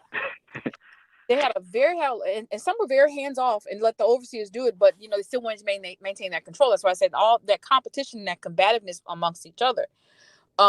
And Mhm. so, but they knew that, and so they did whatever they could to still to not get in trouble, and to make it easy, sometimes make it easier for those who were working out under their watch. Now, so Right. it was a So like when we talk about so when okay. we talk about the like the black slave owners then and I guess this would probably be more so relevant to like Louisiana, since that's your primary area of research. Um, would you say that they tended to hire like black overseers, what the ones who actually had the large plantations? Yes, they actually they actually preferred white black overseers, because like I said, they thought the white overseers were lazy. Absolutely. Mm.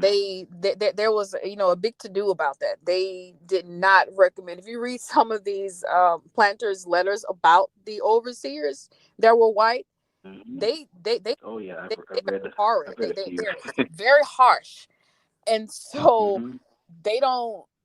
But again, they're looking at them as trash, but they're also looking at them as their potential competition. So if you have an overseer, a white Mm-hmm. overseer, now number one, the person who's enslaved is going to mentally and unknowingly but knowingly respect the white person anyway. Okay, so when you have these two white individuals, it's a power play. Who are they going to listen to? And the owners did not Mm-hmm. appreciate that, so they preferred the work of the black overseers. And I'm not going to say the black overseers, yes, they just worked harder because they knew how to work better, but they knew how to work better because they knew the form of punishment that could happen. The same person that they may give Mm-hmm. the whip to today, they could be on the other side of that whip on tomorrow alongside that person. True. So they So always with go ahead. no. So yeah. So that dynamic is it's very it's very complex. And even beyond slavery, it was still called plantations, and you still have these plantation managers who were technically overseers. I mean, the term plantation, when we think about it, it doesn't mean a home. A plantation is actually a Mm-hmm. farm. So that's what there Mm-hmm. is. Plantation is a farm. And so you have plantation Right. overseers way beyond slavery, even to the 1900s. You'll see people are overseer or something, because he's just overseeing those Mm-hmm. who are sharecropping. But with the family or the black ownership dynamic, yes, a lot of them were sons or daughters of planters. Some of them were Mm-hmm. how do I want to say this? They were the the interest of planters. Mm-hmm. Just like as you mentioned with coin. I mean, yes, we fully acknowledge the brutality of slavery and what it did to African American women, black women, but don't ever take Mm-hmm. out the human aspect of that. Especially in Louisiana, you have to. Some of these people were living together, but by legal term, again, they were Mm-hmm. a slave. But just because of Right. their what they were called or what they were listed as does not make them any less human than anyone else. So that part has to be. It's like Yeah. a Yeah. church and state. Definitely important. Mm-hmm. Um, And so that happened quite often, and Woodson did a wonderful job on documenting it, I'm sure, and there were others that were left out of that piece that he put together. So the numbers could be very, very large. We just don't know, because again, You if don't know. if a son purchased his father from an owner, that father is now that Hmm. son's slave. And That's right. for stories that we don't know, things that were not documented, especially by census records or by someone going around, how many more stories just like that are we not aware of? Mm. So it can be. So when we talk about, mhm. Yeah, so when we talk about the um like in certain states, we like Whitson, he found that using his data from the census records, um, and I think like you said, you made a very good point there, by the way, that there's a lot that we won't really know that was taking place, because one of the sites that I was looking at, one of the researchers who did his dissertation on the subject of free blacks, what life was like for them in Alabama, he was Mhm. saying that it's not just the census records that give us this information. It's Right. also other places as well, like court records, and other documents from that time. But what Whitson found using the census records is that there are certain states like Louisiana, South Carolina, Virginia, Maryland, where there were higher numbers of African American slaveholders. So what would you say is the reason for that? Like specifically for Louisiana, why were the numbers so high? It was about 4,000 plus, For and Louisiana. especially when we think about how many free blacks were there to begin with, because like in Coin's community, I was reading that she was only one of 8 free blacks in her area, Mm-hmm. and there was about like 100, I think 108 total, or 142 maybe, but who were enslaved, but Right. she just happened to be one out of 8. So what do you think is the reason behind why the numbers, I should say, are so high in certain areas when it comes to black slave ownership? Well, number one, you have to look at the. I go back to the landscape of slavery. If you ever saw a document, that it's a map. It's called The Landscape of Slavery 1860. Okay. It shows you the demographics of Hmm. slavery and how deep the population was in each state, each slave state. And that's a good start to look at, because it shows you, by looking at this map itself, it shows you just how overwhelming the percentages of slavery was in the South. In the South, there was a much more number of slaves in the South and in the Deep South because of land. That's where you're going to Hmm. find more people. In the North, slavery was in around the coast, where you can get in and out with waterways. But places like New York, Right. banned it in like 1827 or so.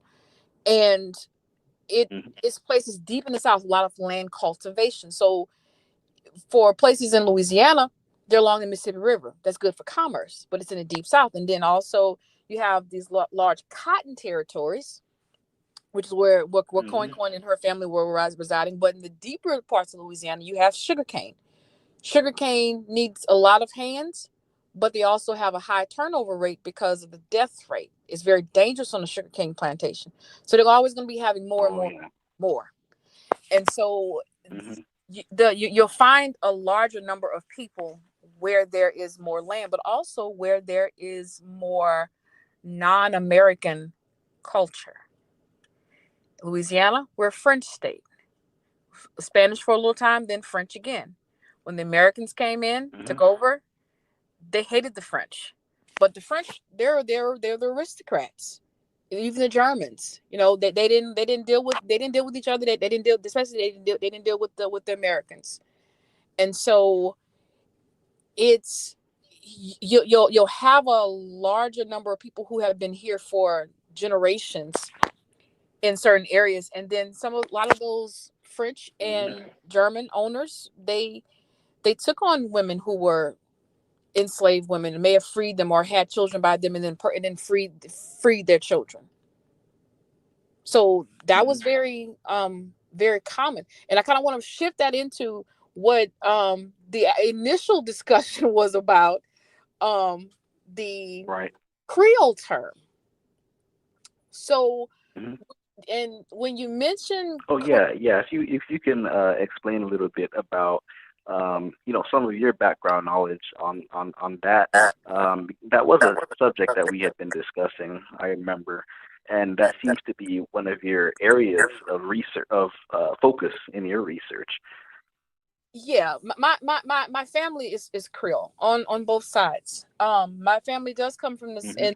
and we're around with the Matwires, so we're still connected in Cane River area, Natchitoches area, Middle Louisiana. But a lot of my other Creole family comes from the lower parishes of Louisiana. So most people, I'll tell you what the myth is. Most people think about Creole as a mixed Black person, a light-skinned Black person, someone who was free. That's not what Creole is. Creole, it actually has no racial designation to it.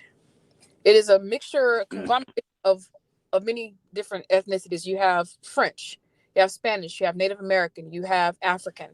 And so all these individuals can be Creole. Even Germans can be Creole, because Creole meant born of the territory, born of the colony. That's what it means. It only turned into a racial designation later, way later on. And then also when the French saw that a lot of mixed race persons or free Blacks were now using this as a status type thing, that's when they were like, no, we didn't. That's not what this was intended for. Because if you look at many records from slavery, you'll have owners listing their slaves as Creole. That just means that slave was born in Louisiana. So if their slaves were American, they're listed as American. That means they were born outside of Louisiana. African, they'll list them as African. And so Creole is a culture. It's a heritage. So there are white Creoles, there are Black Creoles. I mentioned there are German Creoles. There are Cajuns who were exiled from Nova Scotia who are Creole, but a Creole would not be a Cajun since they're not born there. They're born here. So was there an actual term for the at the time? I mean, I understand now we refer to like Creoles of color, but at that time, was there a term for that? Was there a term for Creoles of African descent that distinguished them from other Creoles? No, there was not overall, and from what I've seen. Now, a good reference person would be Dr. Christophe Langer. He actually teaches on Creole history and also the Creole language. He's a professor, wonderful scholar. And so you'll see, like, you may see Creole mulatto, but that means just a person who was born in Louisiana who's mixed. You'll see an American mulatto. They were born outside of Louisiana and they're mixed. Or you'll see Creole like Creole Negro. That's what you'll see. So that's what I was. So, but those are terms that came about in the modern context, though. Right, but even in the early 1800s, I mean, you'll see terms like mulatto. You'll see terms just you'll have terms just like that. I can right now picture in my head a specific secession record that has information on there just like that. So slavery started in Louisiana in the 1700s, and that's how they would list their individuals, just to show who was from where.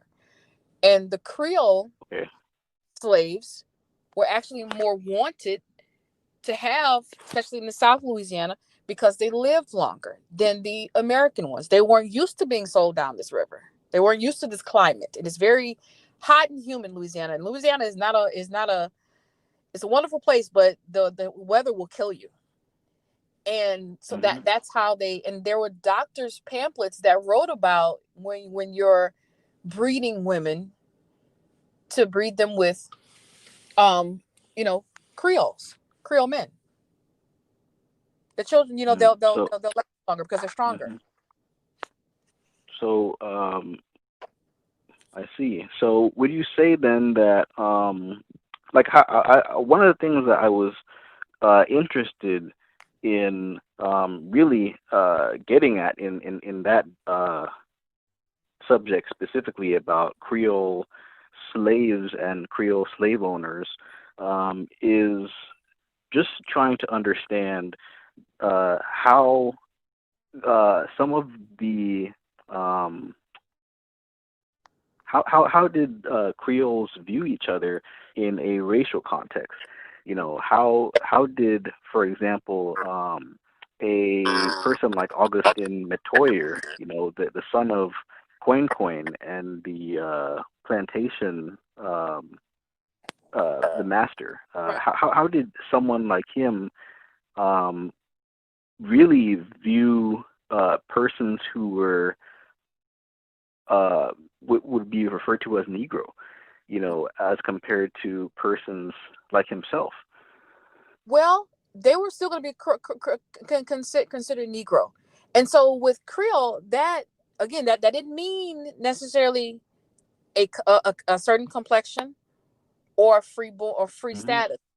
That was just a later association, and so that's when you get some dissension amongst people. For people on the plantation, if they were born in Louisiana, they were all Creole. They were all going to learn. If they were born in the French plantation, they were going to learn French. And that's where you get the French Creole language.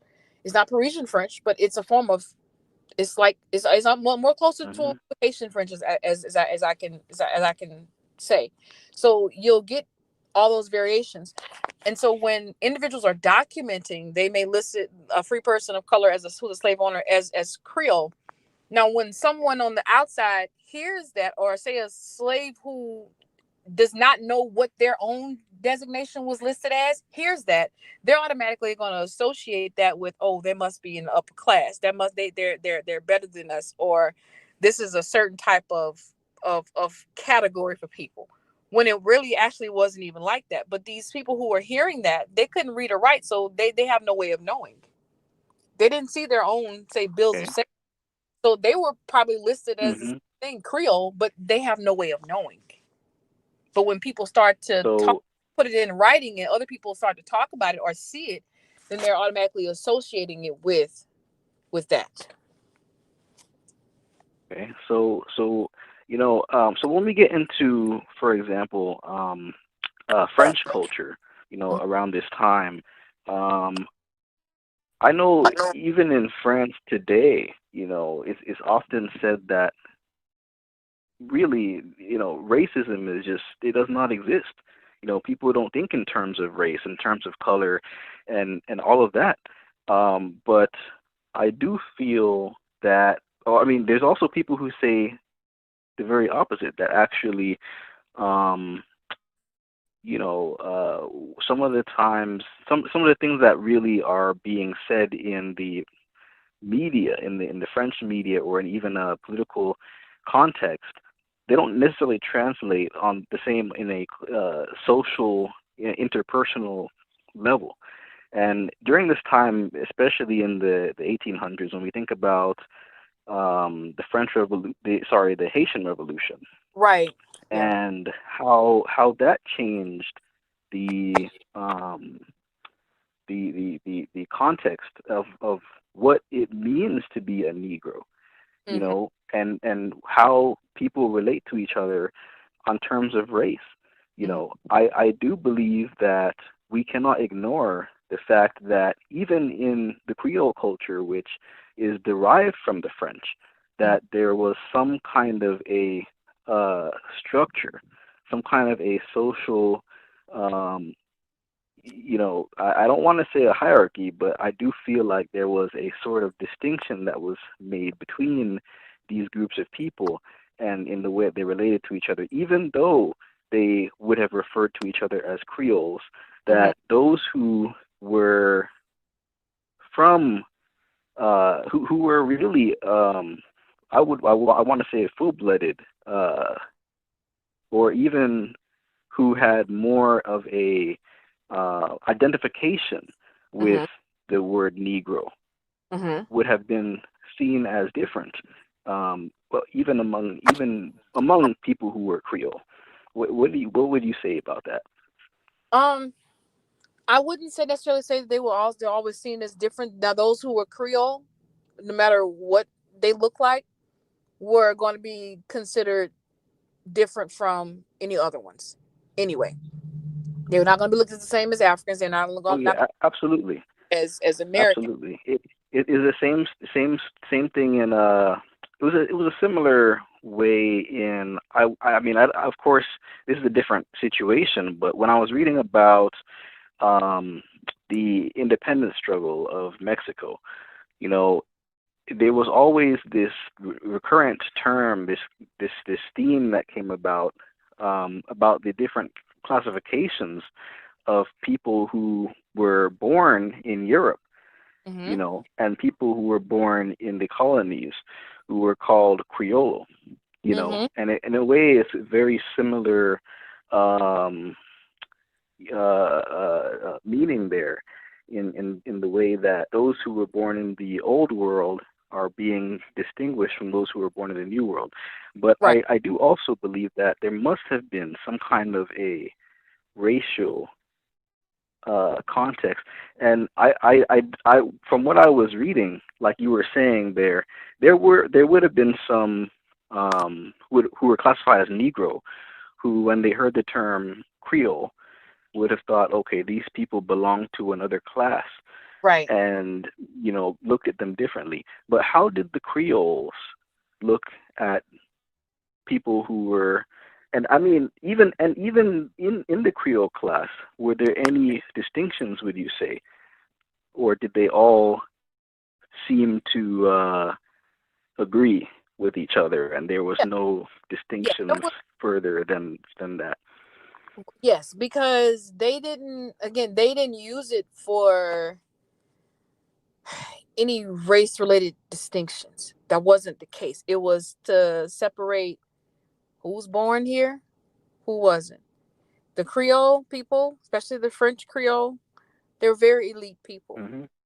And so if you weren't French Creole, you know, you're not going to be an American sitting at their dinner table.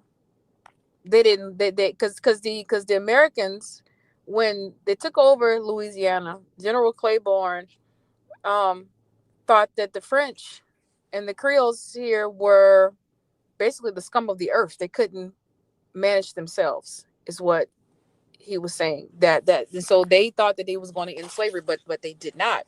And that was, you know, after with the Louisiana Purchase. But a person, for instance, if their parents were born in France, but they were born here in Louisiana, that person would be a French Creole. They're white. When they documented their slaves, again, they listed Creole Negro, African Negro, I see, American Negro. It was nothing at all dealing with that. And the Africans,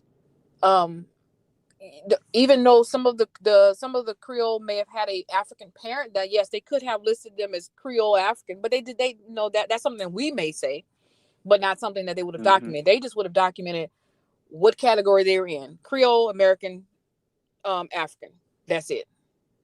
And that was the norm. Okay. So you have to kind of look at it like, you know, when they started using race-related categories, white, black, whatever.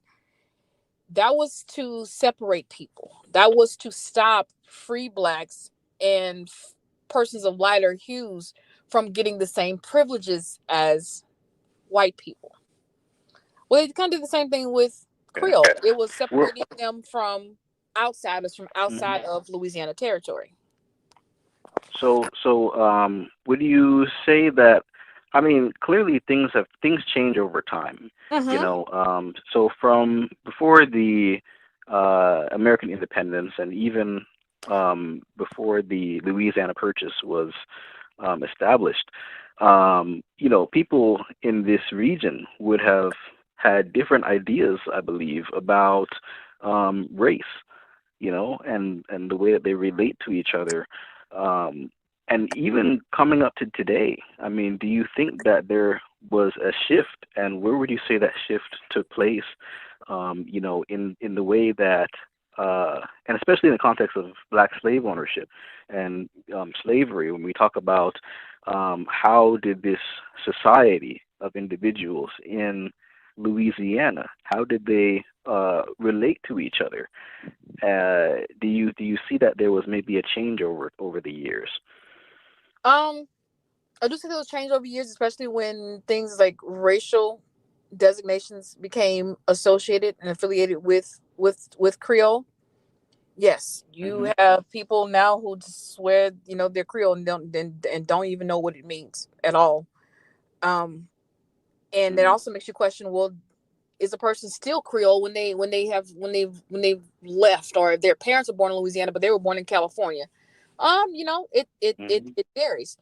But I think that the change in the way people maneuver and deal with each other comes from, just say, normal, typical human behavior and human conflict. And when and some individuals who are given more privilege or status than others, then yes, because not every person who was a Black slave owner wasn't Creole. Not every Black slave owner was mixed at all. And that just, so it's not necessarily, again, attributed to certain things associated with that particular term. There are some Blacks who are Creoles who were not accepted by either whites or Blacks. They're even they'll tell you in some of the slave narratives, they just knew that they existed, that they weren't accepted by either party, or they just mixed in, and they were accepted by both persons, but they knew their actual heritage, and they knew that that Catholic heritage or that French heritage, and the languages that are dying out. So it's just basically that comes again with this normal human behavior and human conflict. Everyone is not going to always get along at all. And things are going to happen. And sometimes people will purposely do things to cause dissension, because conflict is necessary in certain circumstances in order to push an agenda. So in order to not allow people to unite, what do you think people are going to do? They're going to throw a wrench into there and make one group feel better than the other, knowing that intention, the initial intention. That is very historical, going way back to the colonial era up to today. So that I definitely appreciate you taking the time to join us for this discussion. And just for those who are listening, maybe could you share a little bit about yourself and maybe how you got how you developed, I guess, an interest in this particular field of research? Yes. Well, again, my name is Yael Gordon. I actually have a genealogy business called The Ancestor Key. I have a educational background. My bachelor's is in history. My master's is in museum preservation, museum studies, and I'm a doctoral candidate in higher education. And I've been doing genealogy work since I was a kid. I was that hermit kid who loved to just visit cemeteries and talk about dead people, and that's what I just been doing my entire life. And so it was just I'm the introvert who just does that, and so that just stuck with me. As an adult, it's something that I love to do, even when I don't get paid for it. It's just a purpose and a passion for me. So I do genealogy work. No matter what the topic, even genetic genealogy, I do. I'm the person who rides around with DNA kits and just on hand, just in case somebody wants to take one, because I'm always interested in helping people put their families together and figure out where they come from, even those who are adopted. So that's something that I absolutely love and would not change for the world. And if I was not doing higher education, then I definitely would have gotten my doctorate in history. So I might go back and do that when I'm finished. But so I've been doing this, like I said, since a kid. So that's been well over 20 years now, well over 20 years. And so I try to get Wow. as many people encouraged as I possibly can. And I'm an avid learner. I always promote researching um, before we react on anything. I like to know. I like to know what the circumstance. Hmm. And I'll always promote absence of evidence doesn't mean evidence of absence. Just know the circumstance. And so I try to, sometimes Hmm. I have an unpopular opinion on so certain things, but I try to get people to think outside of the box and Hmm. what we're told, because so much information is disseminated in places in that we haven't checked it and see what it actually is and what it means to us in particular. So that's Oh yes. what I do. I research all day, every day, and just try to learn more about history. And I also work on various plantations. And I do work researching owners, researching the enslaved population. I do Hmm. everything in archives and records collections and stuff like that. That's also my background. And Wow. one day I will own a ground penetrating radar, because I would love to go and help Ooh. find some of these lost burial sites for enslaved individuals on plantations Hmm. that are Hmm. no longer here. So other than that, like I said, I just work on providing corrective narratives for the enslaved population on different Hmm. plantations here in the South. Wow, wow. So you really do have a firsthand perspective, on a lot of the research that you're doing. Oh yes, absolutely. Like I said, I'm in the trenches all the time, and actually, Hmm. a colleague of mine just did an article with a newspaper in Louisiana about life working on a plantation, and it can be very hard. And most people, if they look like me, they ask me, "Why do you work here?" Well, because the people that were enslaved here should not ever be forgotten.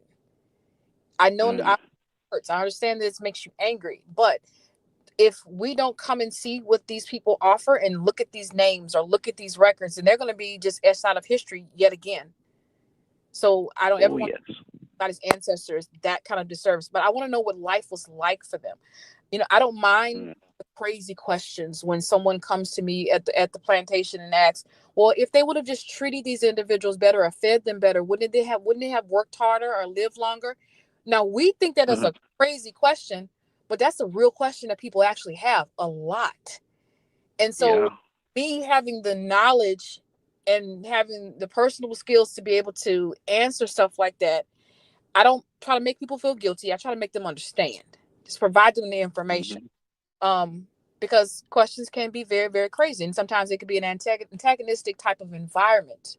We're targeted some Hmm. being black, working at a plantation or doing plantation history research. Yes, the places are beautiful. I'm not even going to take that away from them. Yes, they're beautiful, but my ancestors, your ancestors, someone's ancestors built that beauty. And so that should be recognized. Yep. That's right. That's right. I do have a question, and this would be really the final question, really on this topic, and just to really connect this to a present day context. As we read these stories, as we learn and we research about slavery and about the lives of the people who were, who had to endure these things, and also as we read about black slave owners, um, one question really comes to me, and this question is, what about now? What about now? How do we relate to each other in our communities? And specifically, this would be talking to us, black people in the United States. How do we relate to each other today? In the time of slavery, we realized that there were black slave owners, and some of them were, again, benevolent, in a sense that they purchased people to with the ultimate goal of really helping them along the way to freedom. And they, also bought family members, and they bought people who they knew, and people they didn't know, right? Mhm. Then there were people who really were exploitative. Mhm. They saw slavery as a means to an end. They saw this industry and they said, what are some ways that I too can make money, and I think that's something that we really have to grapple with today.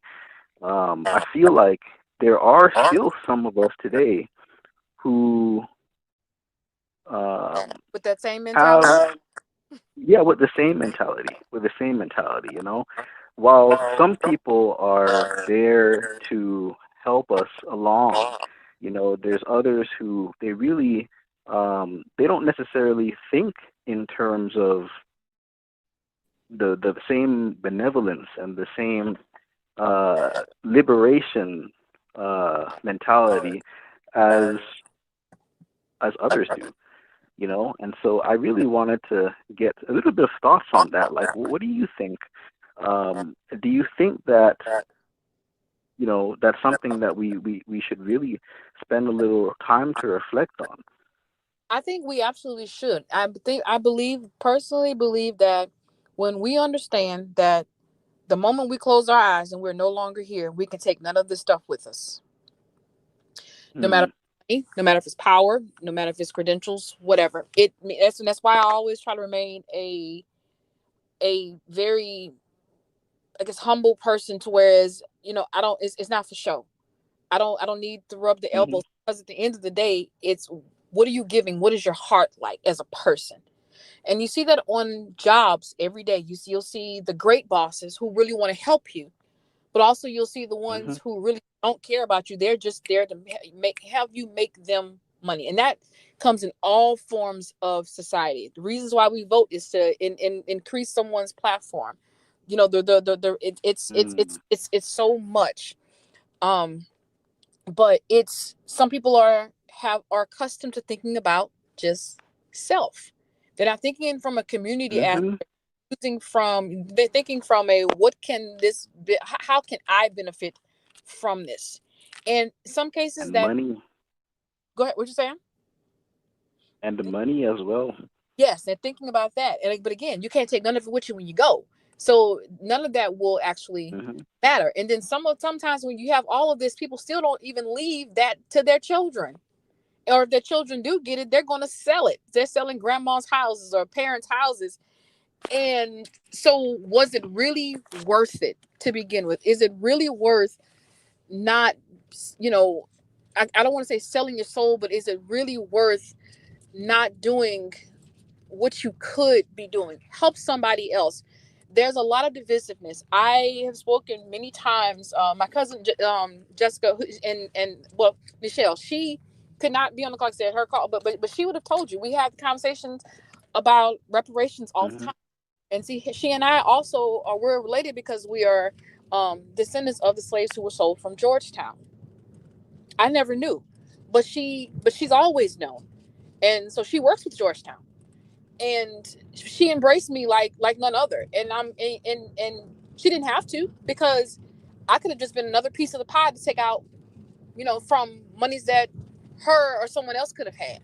So the more people, the more hard. But we look at things like reparations. My one of my questions would be, for us, we have so much divisiveness amongst us, to whereas that's a hard conversation. Who gets to decide? How much is it going to be? Money? What is it going to be? I don't trust anybody. And when we talk about Black slave ownership, it's very easy for us to get into the habit of nitpicking, right? And saying, what about the Black slave owners? There were some of us that did. Some people think that there's Black people who did benefit in some ways, but again, like, when we think in the context of our community, we can see that there's so many of us that are still falling behind. Correct. And the entity that really benefited is America. And America doesn't care about who gets it and who doesn't, as long as it's growing. It does not matter. It really does not matter. And my question would be, okay, my fellow Black persons, my ancestor was a free person of color who owned slaves. My ancestor was a Scottish plantation owner, a white man who gave his plantation stuff to his Black children. what do I get out of reparations? Do I get cut out of that because all of my ancestors, they had a different type of history, so I can only get, say, half Mhm. or fourth because of the ones who were enslaved? So do the other pieces get cut out? What's the fairness in that? But we can't. So that just goes to show you that there's no form of reparation or anything that we can do to it. And if we can't treat each other right, give me equity. Give me Equity. equality. I don't care about that. Give me equity. I believe in working myself up, but give Mhm. me a level playing field. Right now, many of us, I like that. educational sharecroppers to student loans. Okay, it's Mhm. something that we'll never be able to get out of. But we're sold a dream that is not really a dream. Mhm. It becomes a nightmare, and you can never get out of it. And so frustrations build, aggravation build, and you have this divisiveness. We can't even have a civilized conversation about light skinned, dark skinned people without somebody saying something. I've always said the only light skinned person in Mhm. America that black people don't argue about is Beyonce, and that's it. Everybody else is so serious. It's tragic. That is so tragic. A person did not make themselves, It's but we true. get over these little small things. And it may not be really small, but we could be so great and do so much if we just unionize and get together. Worry about the other stuff later, but at the end of the day, none of us asked to be here, but we have to all live together. And so let's work together. Mm. And that's what we have to do. We have to stop abiding by that slave mentality or that institutional Mhm. mental Or slave institution. owner mentality. Right, we have to get rid of that, and we know better. I'll tell you, we absolutely know better because we are some of the most intelligent people on the earth. Black people know more about white people than white people know Mhm. about themselves. We've always have. We know I how to agree. work. We know how to maneuver. We know how to smile. We know how to dance. We know how to, as long as they are getting convenience and entertained, they're happy. We know how to make ourselves dumb down when when needed. So we know about them. We know everything about them. So we've had to live in this dual type of life, this duality. So if we are that intelligent, why can't we do the same amongst just regular life? That I don't understand. Mm. So that's the human part that still I grapple with every single day. I get the I get the frustrations. I get why things happen because of poverty and because of crime or however whatnot. But you have to have it in your heart to just be kind and be good to each other, and that's Mhm. it. So yeah. Yeah, that's right. That's something that we should all agree on. At the end of the day, I mean, I've always said this, about social media. A lot of times we have these discussions and we get into these political arguments and we get into these very charged debates. But at the end of the day, we have to understand that we're going to we're going to have to live together as a Hmm. community. We're all on the same planet, and especially for Black people, those of us who have been in a very unique situation, uh, we have to understand that we have some history, as a people. And for us to move forward, we have to do that together. We have to work together, and we have to help each other. And um, that is the goal. That is the goal. And you know what I'll say, just ending with this, it's not, again, I Hmm. don't look at things from a white or black perspective. I don't hate white people. I don't I don't just like, I hate human behavior. That's what I hate, because human behavior sometimes can be foul. It cannot be good. But this what Oh we're yeah. dealing with goes beyond slavery. There were warring people in Africa, and I'm not going to say, well, I'm not going to get on the rant, Hmm. or, Africans selling Africans. Okay, yeah, we know this. We get it. But in every Hmm. society, there is a form of slavery and there's a form of conflict in every society. As long as people have been alive, there's always been conflict. And it's going to continue. It's just we have to, yes, American slavery was horrible. It was treacherous. Let's look at Hmm. slavery from in, say, maybe Iran or somewhere. What about young women who are getting sold as sex slaves or something of that sort, or getting mutilated? It still happens, just Hmm. in a different context. So we're just going to be better True. humans and respect each other's struggle. And I always tell my guests when they try to throw a different topic, like if I'm talking about sharecroppers and they come and say, oh well, my grandfather was Irish and he was a sharecropper too. Okay, well, I didn't ask you that. What I said, what you don't first of all, Yeah. don't insert yourself into someone else's struggle, number one. And then number two, don't No, no, romanticize your no. struggle. See who to And see who and you has. know what's funny too? What's funny too is that that's not anything new, because Mm, even back in the time of slavery, there were slaveholders who used to, whenever the abolitionists were talking about the issue of slavery and saying we need to change things, there was always these slaveholders who came around and would say, "What about the Irish? You yeah, know, what about the what Jews? about What about all these different groups that are even more oppressed?" the It's the Irish? same thing that's going on today. Slaves. An indentured servant and a slave is completely different things. Now, yes, an Irish person, yes, they were called the N word turned inside out. I get it. And yes, Southern Italians were considered black because they were closer towards Africa. I get it, but they were not slaves. Stop Hmm. inserting that story into our struggle just to make it easier for you. Nothing's easy for me, so nothing should Hmm. be easy for them. Hmm. That's why So research is important. yeah, absolutely important. But You see, I if we don't know if we don't know the truth about these different topics, it's going to be very difficult, I think, for us to have these discussions, to right, begin with. right, absolutely. That's it. And I greatly thank you for even reaching out.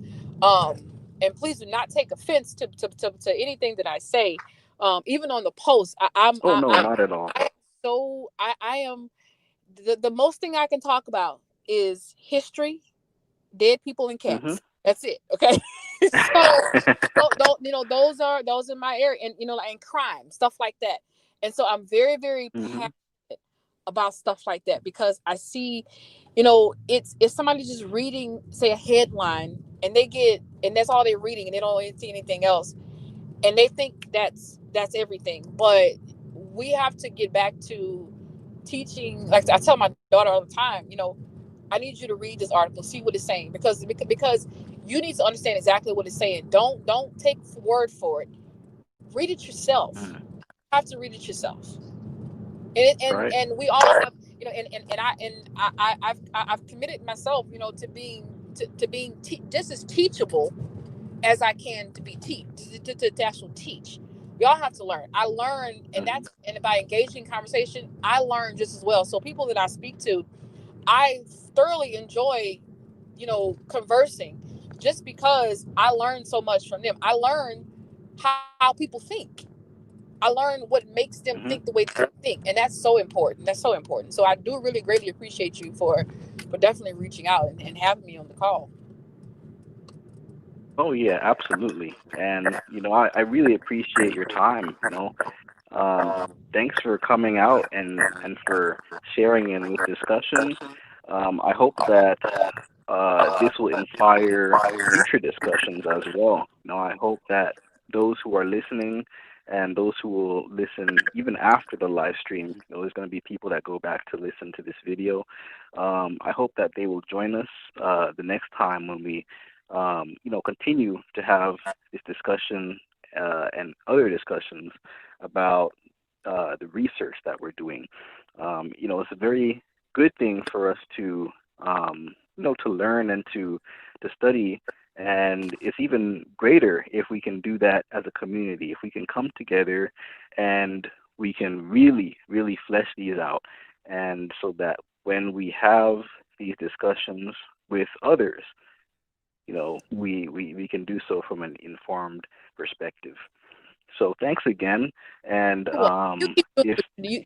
No, I'm saying definitely keep mhm. doing what you're doing. Definitely, because it's needed, and our stories is needed. You know, we have Oh I yeah. mean, I want you to be the lion who has learned to write, because you know the story is not told from our perspective. So Mm. definitely keep doing what you're doing. Oh yes. Yeah. I will. I'm actually working on a series about um, slavery and about the different perspectives of people who lived at the time, and specifically along the lines of both gender and race. Okay. And so this article is sort of a prelude to that. And in that series, I want to get more into what were white women doing at the time. You know, how did white men see the enslavement of African people here in the United States? How about black men? You know, free black men, uh, those who Right. were enslaved, and also black women. Yeah. And so I hope that when we get to start talking about that conversation, you know, we'll get a little bit more. And of course, we're going to definitely promote more, and hopefully we'll have more people who are, you know, we can invite to join in the discussions. So for those who are listening, again, we were discussing African American slave ownership in context. If anybody else has any questions that they want to ask or any further comments, you can always send it to us at our email, blackresearchcentral@gmail.com, or you can do that through the website. Any final words from anyone? Thank you, y'all.